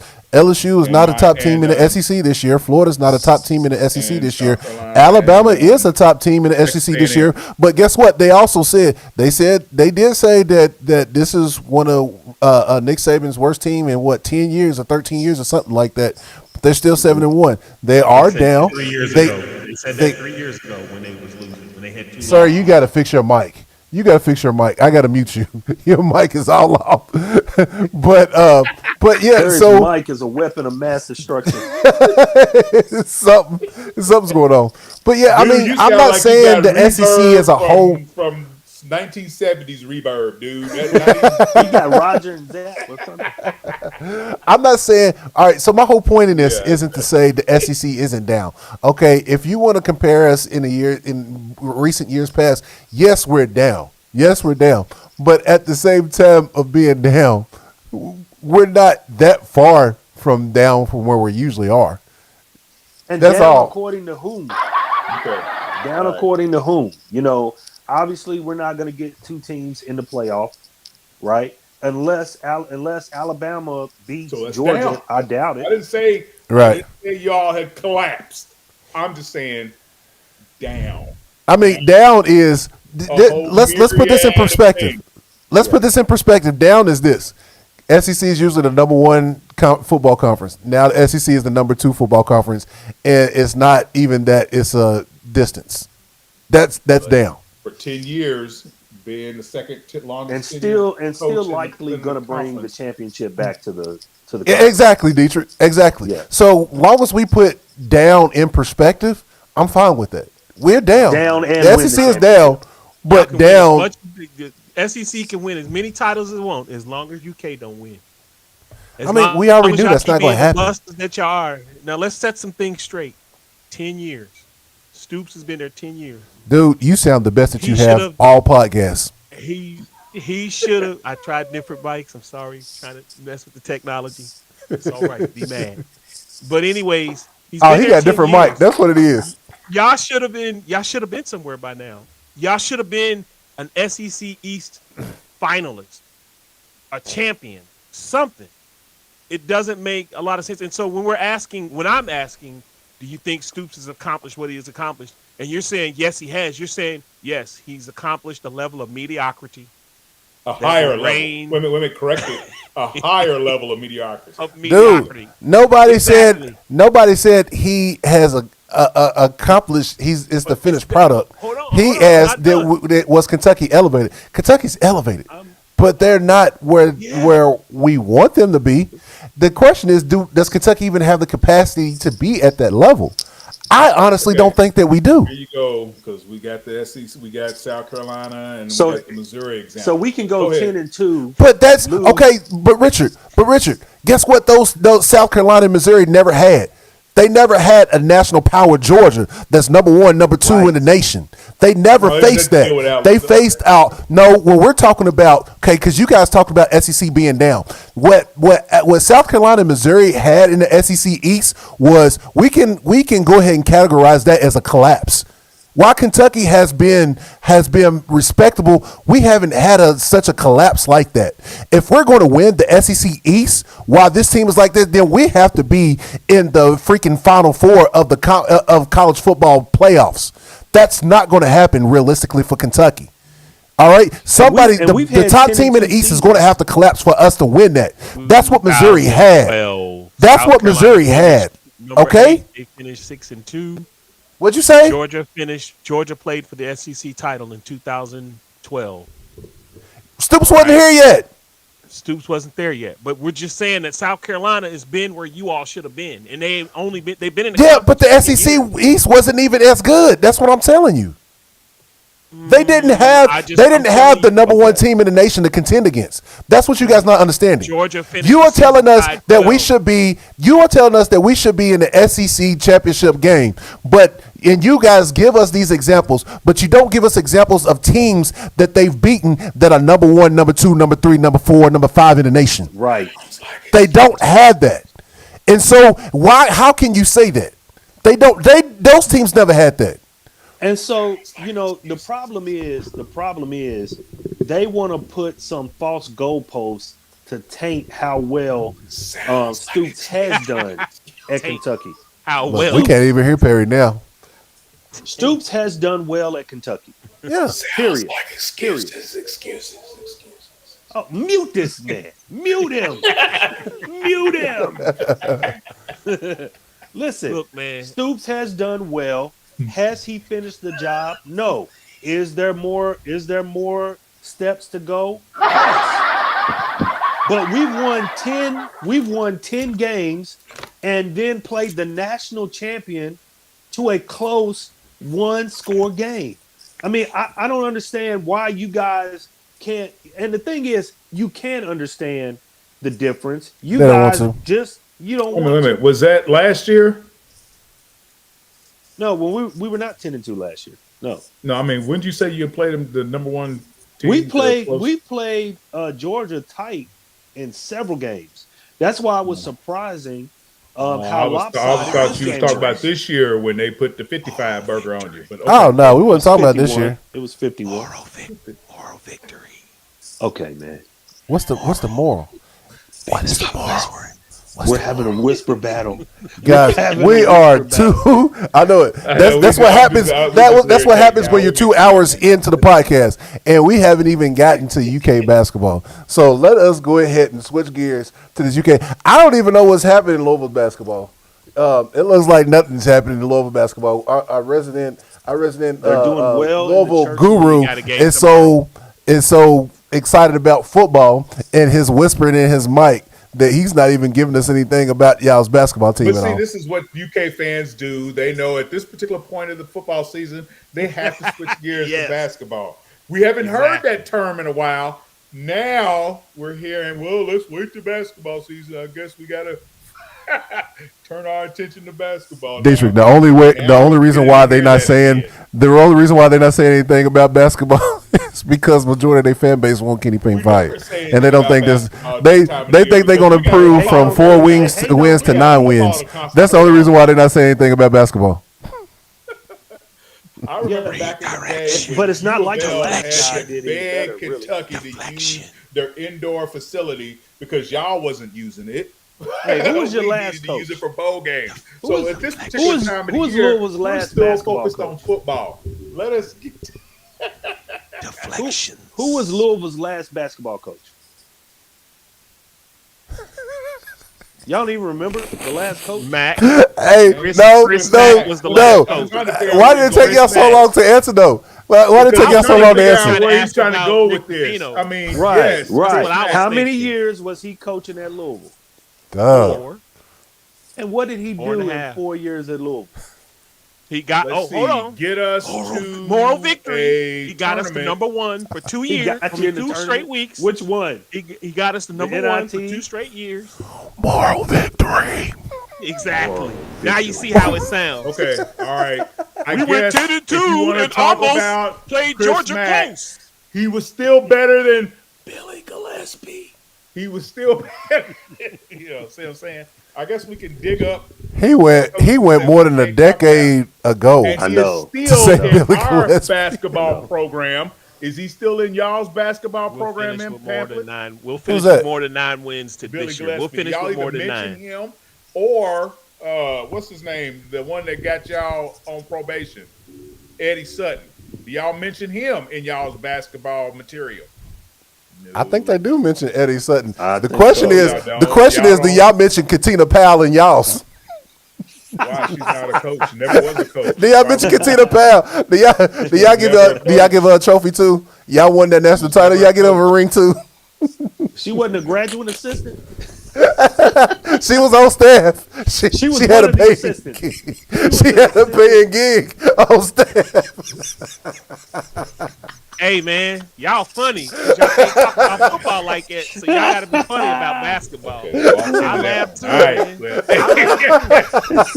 I laugh too. That's what you got to do, man. Hey, that's how you survive. No, but for real. I'm gonna tell you. Y'all talk about, and Perry. I was telling you how Jurich wasn't transparent and he had a lot of moral issues. He wouldn't even disclose how much he paid Katina Powell. How much he get paid, man? How come y'all won't disclose that? How much he get paid? Okay. All right, we're not going to talk about the worldwide Wesses, and we're not going to talk about the fact that y'all had to get NCAA clearance just to get Calipari, and y'all had to go through all these hoops and had to triple and quadruple vet him for all his little mishaps. Wait a minute. He had Memphis totally. At least we did our homework. Their Final Four, they won a championship. They'd been in the same boat, but okay. Okay, cool. I walked into that. I opened up a hornet's nest. So we're gonna leave that alone. But you know what? Hey, did somebody say Katrina Powell? I still I'm rep telling you. L1C4. You can't take it away from us. some Unlike some mood people music. who get on here and say that I don't even want to talk about UK and blah blah blah. No, I'm still Katrina Powell. L1C4. It's still football season. It's still football season. I don't have a reason to talk. I don't have a reason to talk basketball. It's still football season. So I'm glad. My team is 7-1. They rank. We're not living on dreams and steam. You know what I'm saying? We're doing good this year. We're top. We're number 2 in our conference. If we keep playing the way we play, we will play. Oh, wait a minute. You hear the silence from the UK football fans? Are we going to get Are we going to get another championship in the conference? There's no such thing as conference championship. Are y'all going to get a championship? You know what? You guys just might get a championship. I love it. Are we closer to getting another trophy than UK is? Yeah, you guys might get a championship at the ACC. Will not. Hey, man, look at it. I'm looking at this ACC record. This reads like a mid-major, man. Yeah, y'all gonna get a championship over here. You know all about mid-majors, don't you? Y'all experts on mid-majors. We'll get one of these. I know we end the season with one. We'll get one of these, and we'll probably even y'all got the mid-major title. Y'all to the football championship, the FCS, before y'all do. So, hey, what'd you say? What'd you say, Richard? I said we'll get one. We'll probably get another conference ring before you all do. We'll probably get to the FCS championship before y'all do. So y'all can have your SEC and all this. It ain't gonna do no good for you if you know what. You know what? You will. Hold on, Richard. You right though, Perry. No, Perry. Your brother did it. Your brother did it. Number 4. Perry, your brother did it. You know what, Richard? Y'all will get to the FCS championship before us. I promise you that. He got John. What you get going on? Yeah, y'all get to the FCS championship before. That's a perfect point. That's a perfect time to end this podcast. He said they're gonna get to the FCS championship before us. I believe it because you know what? We end this season with the mid-major. You know what I'm talking about? We'll probably get there. You'll probably play a mid-major in your bowl game. You're right. You go. Yeah, we play one to end the season. God. Bowl game at the end of the season. Richard. If you get to a bowl, Dietrich. might not get to a bowl. Hold up, Dietrich. This is how much they don't know about being a big boy. Because we don't play for FCS titles over here. Yes, that's mid-major stuff. We don't play. See, they are used to being mid-majors. Wait a minute. Time out. The way y'all schedule lines up, you might as well. You probably let me correct. 2023 MAC champions. Sorry, I made They're a mistake. They're going to lose the title. I'm saying that Louisville would probably, you all know this deep down in your hearts, that Louisville, if any team in the state of Kentucky will bid for football bowl series championship. There we go. You know what? I keep throwing you guys bones. I'm gonna tell you that. I'm gonna give you another bone. Kentucky. I'm gonna give you another bone. I keep throwing y'all bones. I'm gonna give you another bone. So when the playoffs, when they expand to 12 teams, Louisville has greater odds to be there sooner than Kentucky because the conference alone. I'll give it to you. I'll give it to you. So at some point, I predict the future. At some point, you're gonna say, Kentucky ain't played in the playoffs. But Louisville, we've been there. You're going to say that. Okay. You know but it's going to be because we in the SEC. I'm going to say that because if I see Missouri in there before Kentucky, I'm going to ride that all the way. See what I'm saying? Well, I still ain't played in a BCS bowl. I don't know what the excuse in is your for that. division that started off at the same level as you gets there before you ain't got nothing to say, right? If that happens, if Missouri gets there, nothing to say. If I see South Carolina, Missouri, and heavens forbid, now if I see Florida, no, I'm gonna take it back. I'm gonna put Florida there because you're gonna say they got a better recruiting bid than Kentucky, blah blah blah. Let's just say Missouri and South Carolina. If I see them get close or even get in the conversation, I'm gonna ride that all the way because, like I said, you can't use that as an excuse. See what I'm saying? I mean, but you're right. Louisville will get into the FBS, and I hate these acronyms because you get confused. I get confused.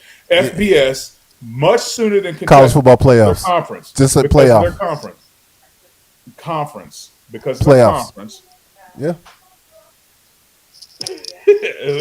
They will. I agree with that. Y'all still ain't made a BCS bowl.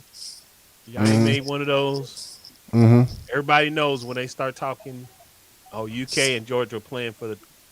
You know what? You know what? And guess what? Guess what? We already know y'all gonna fall flat. But see, this is the crazy thing, though. This is the crazy thing. Kentucky, realistically, could beat Louisville, and Louisville go to a BCS bowl, and Kentucky never.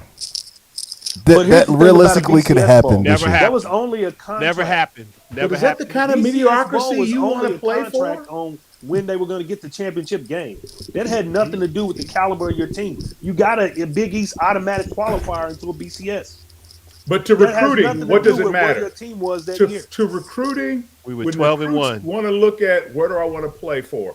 They want to play in front of the big lights. They want to play in front of the they do. And but if you on the CW, they ain't gonna come play for you. On campus, takes them to their trophy closet, opens up the trophy closet. This is what they see. Richard. But here's the thing, though. Trophy closet, open up. Oh yeah, we got this pamphlet that says they beat Louisville this year and this year and this year. Ooh, really? Is that all you got? No, that ain't all. That ain't all. But Richard, you gotta understand. I'm sorry, something way back in the 50s before there was even color TV. Go ahead. I'm sorry. But you gotta understand though, like when they go on those recruiting visits, they're gonna be like, "Y'all play on the CW, okay? Kentucky plays on ESPN, and they get waxed." I'm just saying. But if you're gonna say they want to play on the bright lights, I mean, you gotta understand that. So that's what you're saying right there. Really doesn't compute. And really, CW don't. I mean, we play in ESPN. ACC has ESPN network. Not that often. Now, again, there was every one of our games is on ESPN. I don't know what he's talking about. No, this is what I'm saying. This is what I'm saying. This is why I said that. This is why I said that. I'm looking at the press clippings of this year. You got people over in the West Coast that when you ask them about college football, they say there's more there's more SEC games on than anybody. Well, when I asked those same people in the West, who have you heard about in the sports news more so, Kentucky or Louisville? What are they going to say? Oh, Jeff Kentucky. Yeah. No, Kentucky.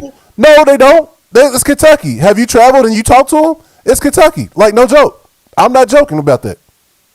Perry, be honest. Beacon, be honest. It's Kentucky. Let's be honest. Kentucky football? Come on. Yes. I'm sorry. Because it's the reach of the SEC. Like, no joke. I'm not even talking trash about that. It is. It's still Kentucky. Because the reach of the SEC. No joke. What's the word? What's the saying? I cannot prove. I don't know. I gotta ask prove around. A negative, so I'm just gonna step out of it.